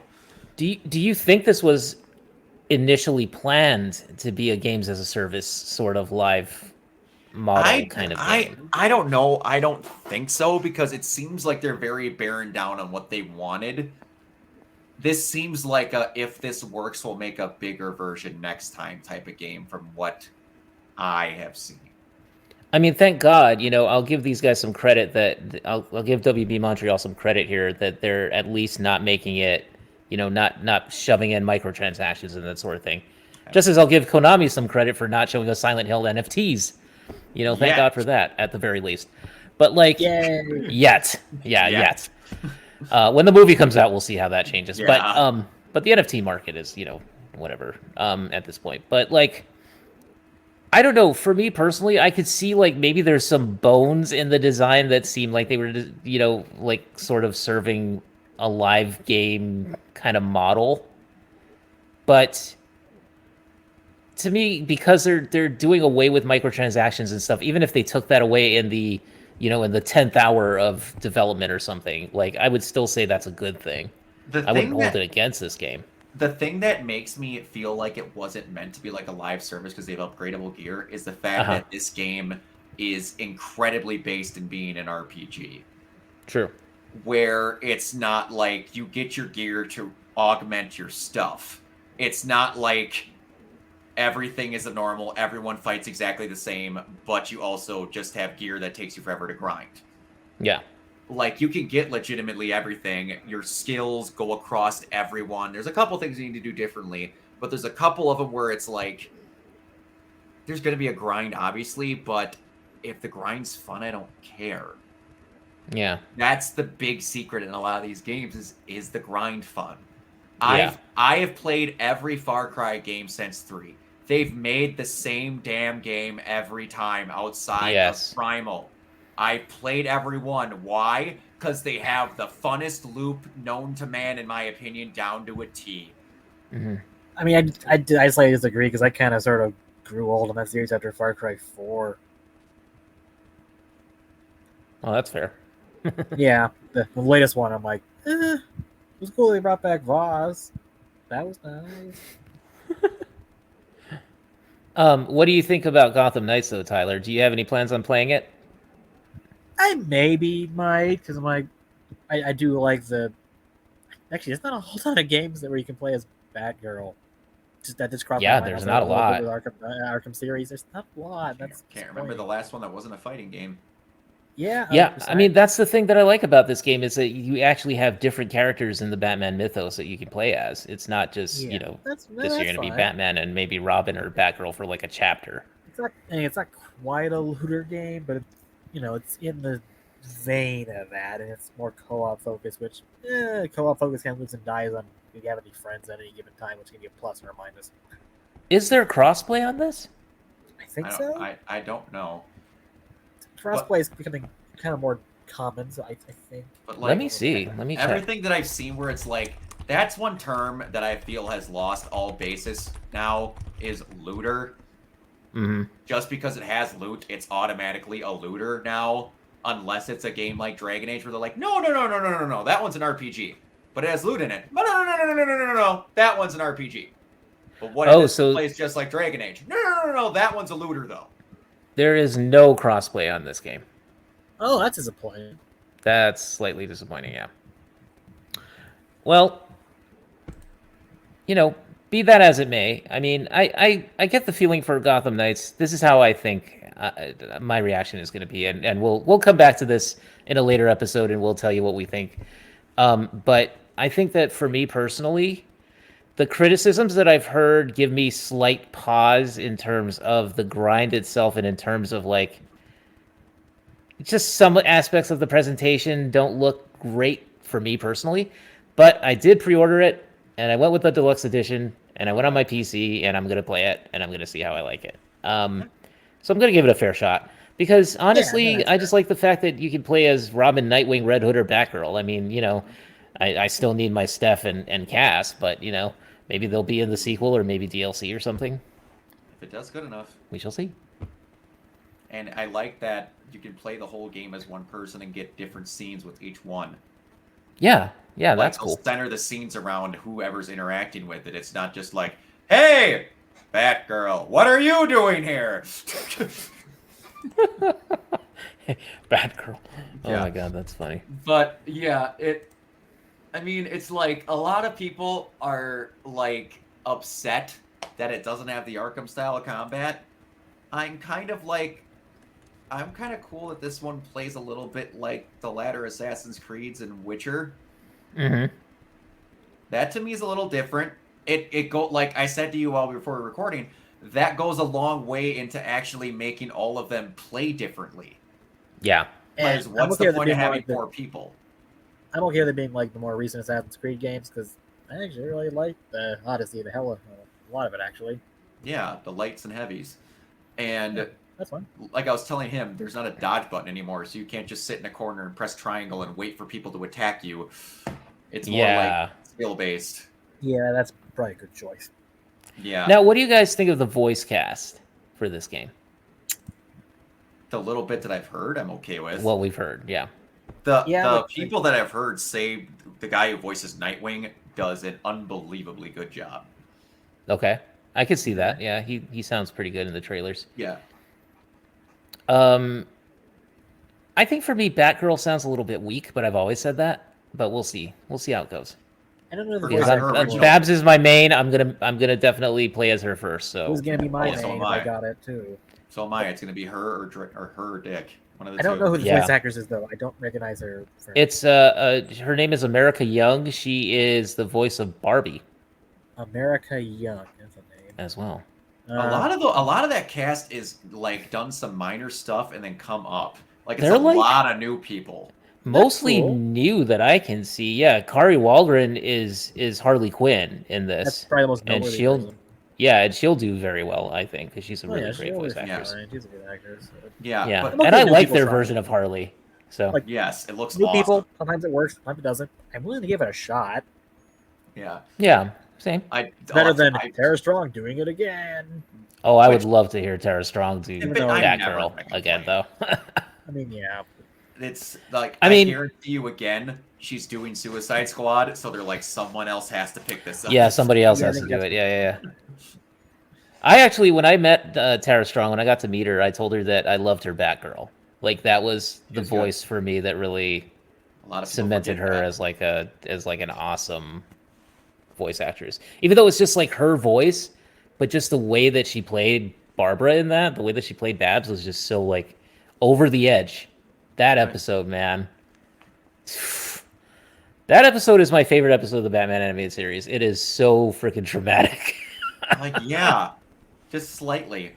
Slightly. That was the episode where I was like, holy crap, the things they get away with on this cartoon. Like her body slamming the police car on the way down, that's like insanely violent for a kid's cartoon. Uh-huh. Yep. But I guess they were like, it's a dream sequence, so it doesn't matter. Batman killing Bane, Yeah. dream sequence, doesn't matter. Yeah, as long as the violence is in a dream, it's okay. How do you... That hit against Scarecrow too, when like he finds out that Scarecrow was the one that let Barb fall, and then he just full on just like unloads on the guy, and I was just like, oh my god, that was vicious, man. Uh-huh. Yeah, Did not screw around back then. yeah, that was great. So Tyler, you said that Babs is going to be your main as well, right? Your main character. Oh, lost him again. Yes, because it's a character that I think needs more attention in video games. I also Yeah, I agree. supposedly she's the one that's going to play closest to what Batman played like, from what sounds I've right. heard. And I think so. I think so with the whole. Tim's more stealth Cape Glide. oriented. Tim's more stealth oriented. Range, obviously, with Red Hood, and then a more acrobatic jumping around and crowd controlling esque stuff with Nightwing. So Yeah. Nightwing Super looks really cool. it does. Yeah. It'll be interesting to see. Like, man, I have a feeling that Tim might be a little OP because there is like a teleport stealth attack that Tim has where you could Oh, just God. suck someone into it. Like, from, I'm kidding you not, a city block away, I saw them send out a teleporter that like sucked a goon into the ground. He dropped out of the ground and he like knocked him out, dropped him on the floor. What the? I don't know how much you need to do that, but it was awesome. I've also heard all of the stealth takedowns are chef's kiss good. Because, like, you get a slowdown into the knockout to see how hard they're hitting them. That is cool. That is cool. Yeah, so I mean, I'm looking forward to giving it a shot, and hopefully it'll be out soon, relatively soon from when we're recording this. I didn't have to work But- tomorrow. I'd be waiting 3 hours. Oh man, yeah. Okay, so the last main topic that we have today is going to be something that's a little more serious. So I wanted to have us kind of go over the Bayonetta 3, the voice actors or voice actor contract sort of shenanigans that have been going on. Which were started by the voice of Bayonetta herself, the original voice, anyway, Helena Taylor, who posted about 3 videos, I think, to Twitter. that were criticizing Platinum Games, and also, without mentioning her, kind of Jennifer Hale a little bit, who took over the role of Bayonetta for the third game, and she basically said that she was offered a very paltry amount. Now, this is the initial, news story that broke, was that she was offered the minimal amount of $4,000 to record the voice sessions for Bayonetta, the main character of the game of Bayonetta 3. And so she said that that was frankly insulting to her, and that she made a counteroffer. They didn't accept it, and that she basically wanted people to, instead of buying the game, to boycott the game, and to also donate the money that they would have spent on the game to charity instead. And then, of course, as time went on, it's been revealed that, or at least Jason Schreier and Bloomberg have sort of come out and they've said that basically what she told us was not necessarily entirely true, and that she was going to be paid $4,000 per session for about, $3,000 to $4,000 per session for 5 sessions. Yeah. And it would be about maybe 4 hours per session, something like that. Yes. And so that comes out to a minimum of at least $15,000 for the role. Now, that is not Tom Cruise money, that's not like big Hollywood money or anything, but that is substantially more than just $4,000 for the entirety of the role. Yeah. And also, the fact that she threw some shade over at Jennifer Hale, who is one of the most prolific voice actresses that we have in the industry. Biggest advocates for voice acting rights in the universe. Exactly. She was part of the strike in 2016 along with Steve Blum. She openly opened up her home because there was nowhere that they could actually have a civilized meeting place between SAG-AFTRA and everyone. She opened up her own home so they would have a safe place to discuss this, because her entire life's goal was to make sure people in her profession finally got a fair shake, helped jumpstart the union with Steve Bloom to make sure everyone could get a fair shake at this. And she's saying that they're trying to get started, that she's stealing jobs? No. I highly doubt that. Come on, people. Yeah. Jen Hale, of all people, the fuck out of here. I just do not see that. I do not see that happening, because Jen, like you said, she's been a real advocate for voice actors and for their pay, for their rights, for their, I don't understand that. I don't understand why she would, other than, professional jealousy. I don't see why she would throw Jennifer Hale under the bus like that. But I will say this for Helena Taylor and for what she said. I do think that it is a conversation that needs to be had in terms of how companies treat their voice actors, and basically how companies treat everybody under their employ, from the QA testers all the way up to the voice actors, to the talent, to the people who develop the games. Oh, yeah. I mean, the voice actors are seen as very expendable, and there's so many examples of that. I mean, hell, we can bring up the fact that the new Resident Evil 4, they are not bringing back the voice actors for Ada Wong. They're using apparently the actors that had a brief cameo in the new movie for some reason. We also know the situation behind that. They don't know that one, but that's a bit of a weird one. And then I think back to other examples, what was it? It was the last Treyarch Call of Duty game. They replaced the voice actors for the Frank Woods character with a guy who sounds very similar to the guy named act exactly like the original guy. So why don't you just bring the guy? But I don't think that's the fault of the performers. That's the fault of the companies. Yeah, that's a company. Here is a big part of what's making this whole shit stink of despite the fact that people, it has been known since before I was born that voice actors get paid like shit. Yeah. Always have, always will, never will change. Even with the union, they get a little bit better. They aren't Hollywood movie stars. There's a lot of good reasons why they attend as many cons as they can, because that's where they make the most of their money. It's not from doing their actual job. And when you're going to openly go and say, hey, guess what? I don't think I got offered a big role or money for a big role. Congratulations. If every voice actor that thought they didn't get paid good money for a role opened their mouth, every single voice actor that ever voice acted in the village of voice acting would say the same thing. Yeah, now, exactly. Everyone does need to get treated better, but I'm Yes. going to devil's advocate the living hell out of this situation. Go ahead. This gets brought up, and then she's saying they weren't willing to pay me a lot, even though I had literally no issues with the last 2 games. As much as of a Platinum fanboy I am, Bayonetta ain't Samus Aran.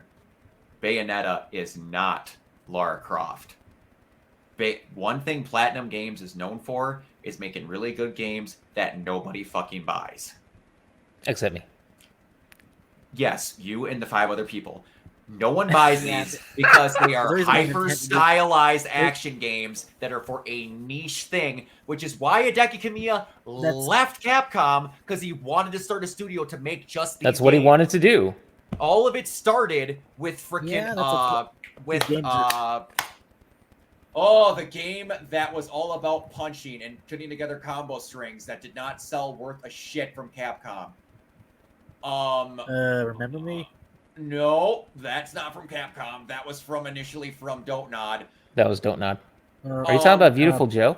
No, it had Gene as the main character. He had a prosthetic arm that had the weird haptic brace. Oh, you're Bionic Commando? Something. No, Two Best Friends LP'd it. One of their last LPs they ever did. Oh God, I gotta freaking look that up now. Oh. Wonderful 101? God Hand. Oh yeah, the game that famously got a really terrible No IGN one liked review. it, and that is exactly what started the trend of Hideki Kamiya a lot of people and a bunch liked of people it. from Capcom leaving and A lot of people liked Platinum. but the IGN review famously was terrible and gave it like a 4 out of 10, and then everyone bombed it, and no one bought it. Then that started that. So when it's like, how come, if she did complain this way, how come I'm not getting paid top dollar for this thing that millions of people are going to buy? They don't. There might be millions of copies sold, but everyone is saying, she's going to get so much royalties from this. She's one of the biggest things ever. Bayonetta is known by action fans and males with testosterone. And lesbians. I know a lot of lesbians like the game series too. But I have the first Bayonetta. The point that I'm getting is she's not the most well-known thing ever. So saying that she should get paid out the ass better than most people just because she's Bayonetta makes no motherfucking sense, because she's not one of the biggest things to ever happen to gaming. It's a franchise going alive because of Nintendo. Exactly. If they would not have saved it, it would have died. Platinum Games is struggling as is because no one buys their fucking games. I love And Babylon's Fall. And Babylon, they tried, and then Square Enix fucked them over. Because I had curiosity looked this up.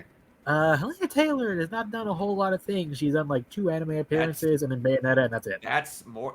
Trust me, I'm gonna keep going. And then we randomly get that. Well, I don't think they were gonna pay a lot for this role. Then they hire Jen Hale. Exactly. She's not cheap. Yeah. No. That is in the Mount Rushmore of voice acting. You're not dropping a couple of pennies for Jen Hale to voice act in your game. That's right. Then, after all this comes out, Jen stays radio silent. Other than to say, I'm on an NDA. I will not say things disrespectfully. I cannot talk. Everyone and their mother came out of the woodwork. That's like, if you honestly think that Jen is stealing her job, you are the dumbest person on the planet. And no one disrespected Helena Taylor, but also no one defended her in the situation where they were trying to say that Jen was trying to steal her job. Then it comes out for this Bloomberg report that she was going to get paid a good amount of money, $15,000 to $20,000, which I'll add, when I worked for Pepsi as a vendor, that's how much I got paid in a year. We're looking at 40 hours worth of work. As much as voice actors are underpaid, if you live in a small town, guess what? You just bought half of a mortgage. With that money. Voice acting is basically a contract work by nature. Yes, and then that Bloomberg report comes out, and all this boycott. I'm not going to give up on this boycott. Bloomberg report comes out. Yeah, I don't think this is something that I longer need to spend my time on, and I really just want to get over it and go back to theater. Also, it screws over all the people who programmed on this game too. Yeah, it's like, how come randomly when a report came out that you said was bullshit, randomly you don't want to fight anymore? If it was bullshit, then you should still be fighting for it. And again, actually, Helena still could have done whatever, but every single fact that comes out about this shows that she might have just shown a piss fit just because she thought she deserved to get paid more for just by the fact that she's Bayonetta. Yeah, Mhm, yeah. mhm. Like I don't know this for a fact, but also there was one of those 2 anime she was in. Apparently, there was also things about she wanted more money than she probably should have gotten. So this might be a thing for her. But Mhm. to be honest, also, going back to what both of you just said, for the love of God, voice acting is acting. Fucking pay them. Yes, exactly. Yeah, I don't. Oh, also, should we know she's not a union voice actress, unlike Jen Hale, who is a union voice actress. Oh, really? Oh, Yeah, Hmm. she's not in a union. it drives me nuts. And it does Hmm. like I love John Campia, but one thing I'll disagree with her is like Oh, you're just using your voice. Fucking try and make a No, good voice dude. that is not some kooky random it's hard. But this is the thing, though. I mean, he has guys like Burnett, and he has people like Chris Carr on there that Chris Carr is a voice actress who will definitely defend. Yeah. Like, so he has I don't counterpoint defend at voice acting least. to my dying day. Like I think voice actors not all of them, but pound for pound, they tend to be nicer than your average actor or actress. I agree. Really, I they're agree really wholeheartedly on talented. that. Probably because they know they're never going to be super famous on the streets. And They're Yeah. voice like, acting is actually harder than some people give it credit. It The reason is, why they like, got on strike for 6 take Johnny Young Bosch.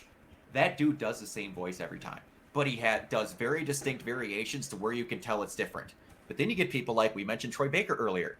Mhm. That dude was Joel and also Pagan Min.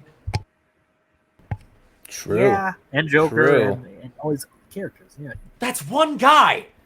He's not just trying. And a lot of times when he just does the Troy Baker voice, that's the studio telling him to do it. So a lot of times when people say their voices are just the same, they'd like to. Him and Nolan North fucking Nolan went North, off same. on one where they want more opportunities to speak differently, but they don't get them. Yep, Mhm, everyone will mhm. Nolan North. They always want him to do the Nathan Drake voice, but I'm like, I've heard him do like a crazy German doctor in Call of Duty Zombies and war criminal man himself in like Spec Ops: The Line. He can do more Also, than Nathan Drake. David in The Last of Us. David in People Last of didn't Us, know that was Penguin him. in the Arkham games, Yeah. yeah. We had a whole podcast. and Deadpool. On my zeroing out about our favorite freaking voice actors. They could do all this, but yet they need to go to conventions to make ends meet. Yeah. Yeah. Also, a lot of these voice actors nowadays are getting into mocap quite a bit too, which is also its own world of That's right. difficulties. Well, it's like, it's actual acting now. You're just being scanned over. Yeah, I get Yeah. along well with the voice actors who played Mia from RE7 and 8. She's a really talented, lovely lady who can do a whole lot of things. And everyone's saying, "Oh, voice acting, anyone can do that." No, not really. No, they can't. I tried voice acting once, and I sounded like ass. And I thought it was pretty all right. Thank you, Colton Hunt, by the way, if you see this, for giving me that opportunity. I want to try more again, but you were awesome for giving me a chance. Yeah, so like, man, there's a lot of disrespect towards voice actors, and I don't approve that at all. They do deserve more payment. In fact, actually, there was an interesting wrinkle because when that whole thing got announced with Helena Taylor, of all people, the second guy to voice Morton Solas actually had a really good comment about all this, about how they paid him about $5,000 for Mass Effect 3, and he was technically, they never told him why he actually replaced the first guy. But it's like, $5,000 wasn't great, but best he could do, and moved on with it. Yeah, there's Hollywood actors that to this day could even talk, like, not saying this, whatever. Like, recently Christian Bale came out that said that he, like, basically didn't get paid for doing American Psycho. Which is a shocker. And it's just like some of these situations where they come out where it's just like, what? And also there's the reverse also with the problem of having celebrity voices for a game. There's always that problem of you got someone who with a name recognition that did a worse job than you could have gotten with someone who is less famous but does a better job. Yeah, and now you get studios like Take-Two or like Take-Two that are making Rockstar games, and like they're like, yeah, to save money and make it to be more personal, we're not doing celebrity voices anymore. Even though at this point, I think we still make $2 million a day off of GTA Online. Yeah, I mean, okay, you try to have some celebrity voice actors here and there, but don't overdo it. It's like, was it Red Dead 2? There's like one or two actual notable actors in that, but everyone else is basically just voice actors that you've never heard of who beat maybe in their first game. Yeah, absolutely. It's it's just one of those things where it's like you need to just be service to the character. It does whatever, and just if you're like people can be treated badly, but don't make a stink on live media if you weren't. And then when it comes out that someone might challenge you a little, you ran away, because guess what? She wouldn't gain anything from not being in the game. All it's going to do is make her look bad if this goes south. That was a very close to 90% lose, 10% gain situation. Yeah. And now she looks terrible. The thing I can't wait to happen, and Pat mentioned this on Twitter, I cannot wait for Bayonetta 3 to not sell well, just because, again, it's Platinum and it's Bayonetta and it's a Nintendo exclusive. Bayonetta, a super sexualized witch on a Nintendo console, to not sell well and go, yep, well, the boycott worked, guys. We won. No. Oh, there'll be those apples on Twitter going, see, it worked. Yeah. Like, the fact that of all of them, Nintendo was the one that was like, yeah, the super sexualized hair witch, we'll take her. Yeah, the stripper witch. Yeah, we can make that work. Can you guys hear me on this right now? Yeah, I can still hear you. Yeah. Okay, good. Okay, because my other mic just crapped out on me for some reason. But anyway. Oh, no. All right, so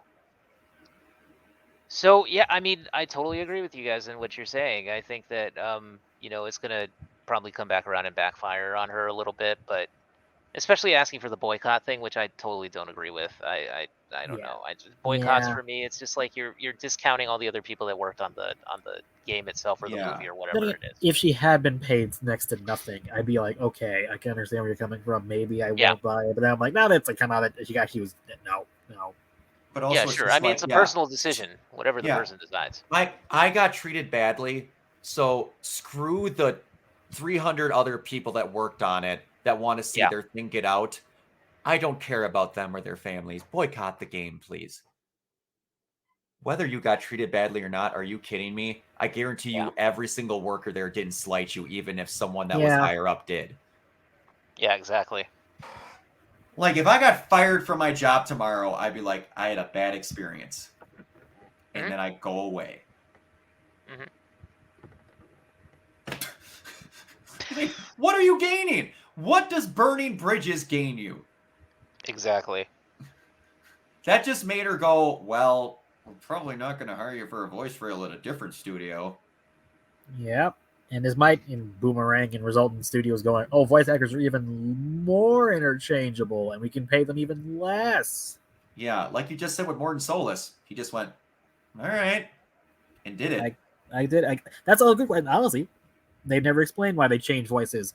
Honestly, I sometimes forget they even did because the guy sounds so similar. But like, it's different people. Don't know why. Really similar, actually. There was something recently with Steve Bloom with, I want to say, Wolverine, where he didn't voice them, or it was either someone was taking over Wolverine from him, or he was doing something that someone originally did.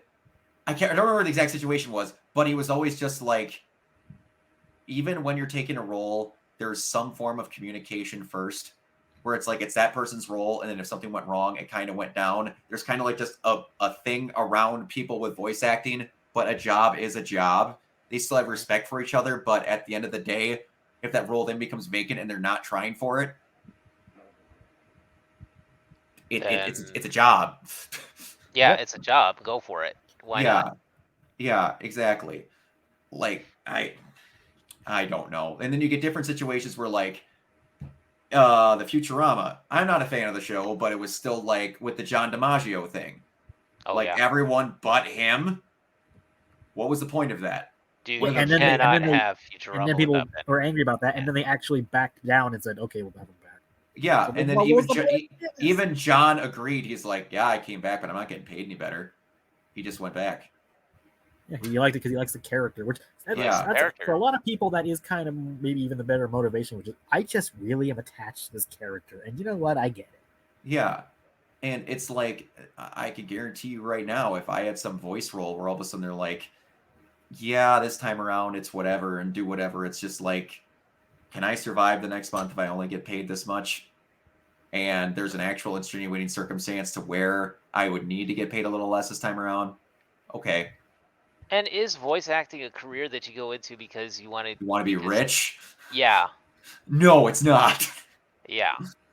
You know who will tell you that? Every voice actor Every ever. voice actor ever. Yes. Because I tell you right now, both Troy Baker and Nolan North, I bet they're doing pretty good. But guess what? They're not buying $1 million mansion in California. Nope. They're not. They're among the more well-paid of voice actors. Yeah, and you will still see them every single time there's a virtual signing for GalaxyCon.com or Streamily or a convention or nothing. They're not just like, I don't need to go to a penny conventions. I'm paid too much. You're like, no, I'll come because we still get paid like shit. I get paid better, but we're still paid like shit. The problem also extends not just to video games, but like any voice work. Like one of the most beloved people in my life is the lady who voiced Belle from Beauty and the Beast, and I believe she once jokingly even said once, "Boy, it's a good thing I was on the soundtrack for that because I got residuals." Yeah. Where it's like, Yeah. It is starting to get slightly better for most people, though, because a lot of voice actors are getting smart and making studios for themselves in their house. Or unionizing, which was long. And that, but it's like Yeah, going to their place and having to pay at a studio to get your recordings done. That's ass. Because a lot of studios weren't covering those for the longest time. That's dumb. They shouldn't have to pay to get paid by you. Yeah. Ay. Yeah, well, no one comes at it as looking great. No. And yeah, it's just And shit all over the place. It definitely does make me think of like the Final Fantasy VII remake, voice cast who took over the roles from other voice actors. You know what I mean? Like, well, it's the same thing also with those rebuilds. but it's exactly. Films. It's the same thing. They had all those done already, but then they went to Amazon and they got redubbed over with the original cast from Neon. When on Netflix, all the original casters got kicked out and got a new cast done for that. Mm-hmm. It's so weird. It's kind of jarring. Yeah. Being a jarring, has there ever been a reboot or a remake of a video game where the original voice cast actually came back? Because I'm trying to think about if it's ever happened. I don't believe so. Out of video game reboots, that's hard to come up with ones that are actually. Yeah. Is the guy that voiced Isaac coming back for Dead Space? Oh, I don't know. That's a good question. I suspect not, but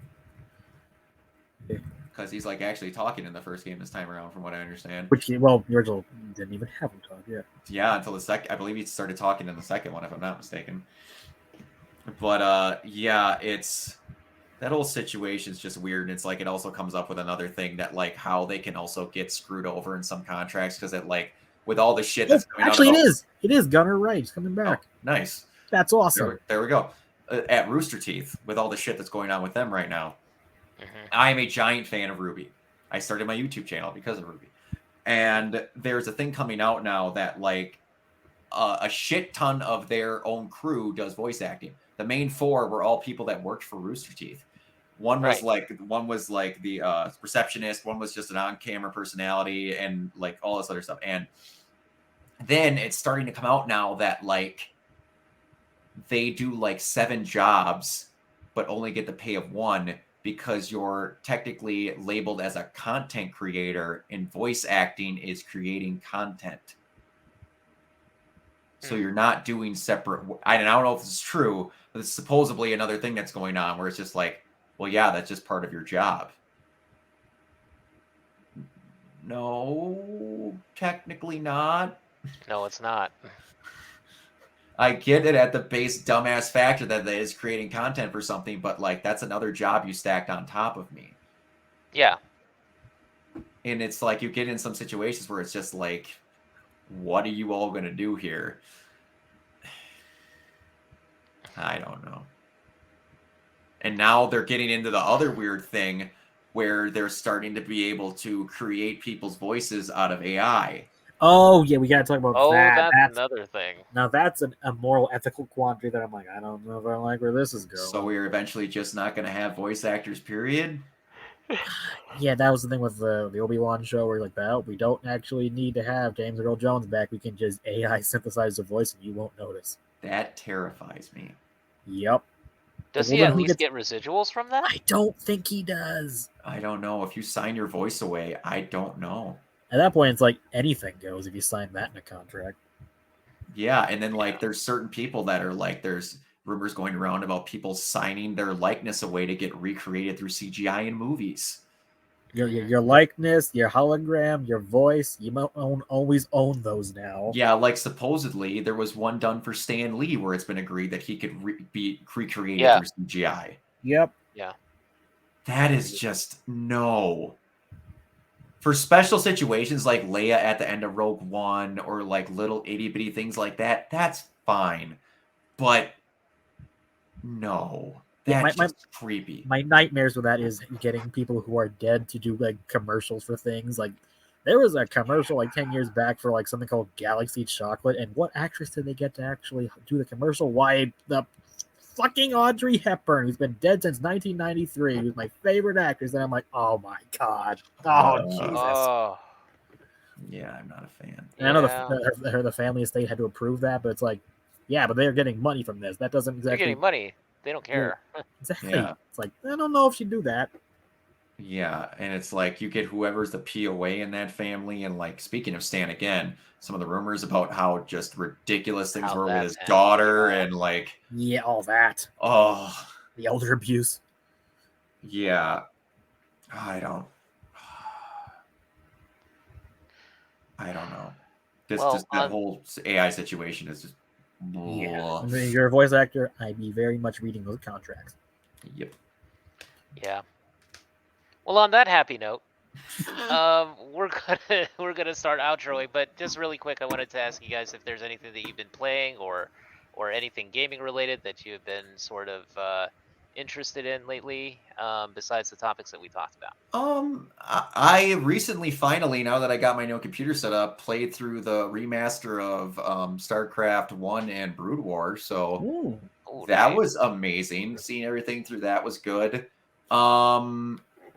I have been grinding through another set of stuff with Horizon to get it ready so that I have a blank slated, fully all the way completed campaign, because I did ultra hard and then I did it back to normal difficulty so that when the DLC comes out, that's good to go. Nice. Because another thing games need to do, New Game Plus is cool, but like God of War and Horizon have it where you can New Game Plus a New Game Plus file so you can continuously grind gear based off of where you ended last time. Make that a regular thing. Oh yeah, Oh, do yeah, what the old totally. Ratchet and Clank games used to do, which is Yeah. you can just loop it forever. Yes. New Game Plus. Last of Us Part 1, which is phenomenal. Mhm. Playing Last of Us Part 2 on my Twitch channel. And then I'm just getting ready for Gotham Knight, which will come out, which I'll probably be playing until Ragnarok comes out. Nice. Tyler, what about you? Oh, since September, actually, September was I think it was July. I've been replaying that Assassin's Creed Odyssey game because I wanted to pass time until the RE8 DLC came out. And I went, well, I never fully finished that game, so it's a ridiculously long game. That's why I never Yeah. finished it. So I'm like, I can just play this to pass the time. It's a much better game than I remember it. It's a lot more charming, a lot more fun stuff that I never actually noticed. The voice actors for Cassandra is so much better than the guy, to the point where I'm like, I don't even know why they even bothered. It is so that was weird in so almost bullshit. every game where they give you a male-female option, the female's almost always. Well, this one, it's better. like insultingly bad, where it's like, okay, you're not even trying. She's being like effortlessly charming. Everyone who picked the guy just picked wrong. Like And also, inside apparently, the that's couch. the canon choice in later games. They're like, oh yeah, it was always the girl. Like, even the Yep, writers yep. agree. But I've Yep. been having a lot of fun with that. Going through the DLC where you go to Hades and like fight in the underworld. That's actually a lot of fun. Actually, almost sometimes better than the main game at certain points. About to start replaying RE7 and 8 because of the DLC on next week. It's next week. Awesome. Yeah, I know. How about that? Yeah, I have the I'm fine. day off for that. I get like 3 days off a year, and I'm like, I know a damn thing. Crazy. It's crazy. Unreal. I've been playing a Plague Tale: Innocence. Ooh, Nice. I Oh, actually yeah, 'cause just the played sequel through came that. out, That was a lot of I hesitate to say it was a lot of fun, but it was fun. It was a good game. My little rat game, as I call it. That was good. Good times. Excellent performances and amazing graphics, considering it was like a double A, like a smaller studio that made that game. Mhm. Yeah. So I've been sort of starting out on Requiem as well, but of course it's going to get interrupted because Gotham Knights. I heard Um, people were having issues about that, but like everything I've seen, the issues that people say don't correlate with what I've seen. okay. Well, I mean, Like that it are you talking about performs bad and technical plays issues? like technical and like that it plays bad. I'm like everything I've seen looks smooth like the first one was. No, I don't think I've it heard that plays bad. the Plague sequel is apparently even more miserable than the first game. It is Oh, story nice. wise, yeah.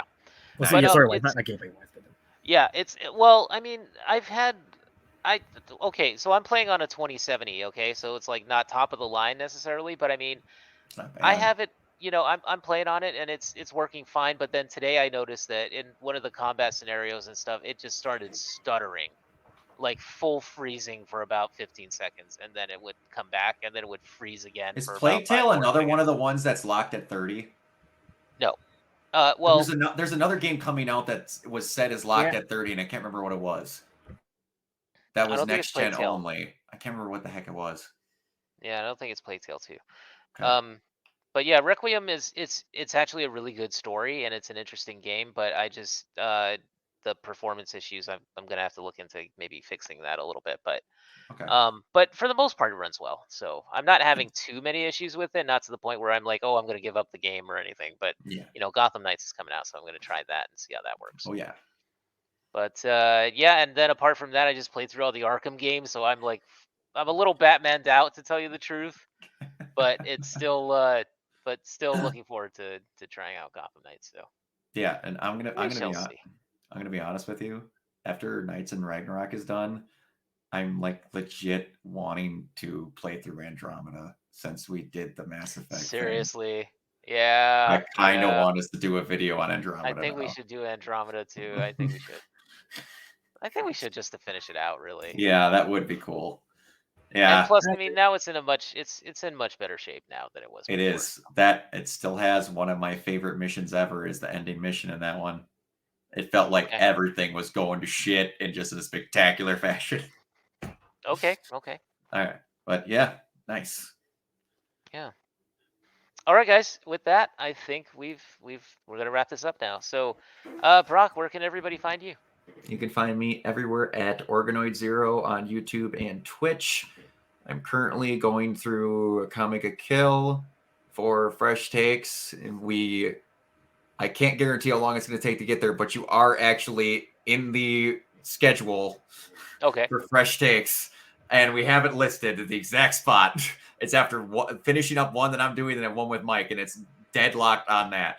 Okay. And then Cool. I'm finishing like partway through Abby's part and The Last of Us Part 2 on Twitch, except for this Cool. Friday. I'm going to start up Arkham Knight through the week, and then I'll play that a bit in my own free time because I want to do the third-person RE8 and then the Roses DLC, and then it's going to be just Ragnarok on my Twitch for quite a while, which, by the way, I am giving away a digital deluxe edition of God of War Ragnarok. All you have to do is be subscribed to my channel and watching it when I start playing it at midnight. It's going to be for a while because as soon as I get home from work, I'm literally going to bed to take like a 6-hour nap so that I can stream it as soon as midnight comes. Nice. So, yeah. If you want a chance to get the digital deluxe edition for nothing, $5 subscription's all you got to do and be up at midnight. Sounds That's good. all you got to do. Sounds good to me. All right, and then Tyler, where can everybody find you? Oh, no, he just... Nope. There they are. You can find me at, well, not the channel's not set up yet, but it's Storytellers Guild on YouTube. About to have my first video out either this month or the end of this next month, probably next month, because the editor I'm working with is going through some stuff. But that's where I'm going to be at. But also, you can find me in the group. The Renegade Pop Culture Group on Yeah, Facebook. that group. Yep. She should be streaming to right now. All right, awesome. Yeah. The group is at facebook.com/group/RPC42. And you can find us all on renegadepopculture.com. You can also follow me on Twitter at KeonaTang, as you see on screen. And you can follow us at Ren Pop Culture on Facebook and Twitter as well. That's Ren, not Stimpy. And this has been the Renegade Arcade podcast for the players. And you know what, guys? We got more content coming over the week. We got animation, we got capes, we got mental health. It's going to be a packed week of content for us. So please come back and please enjoy. And we will talk to you guys soon. See you later.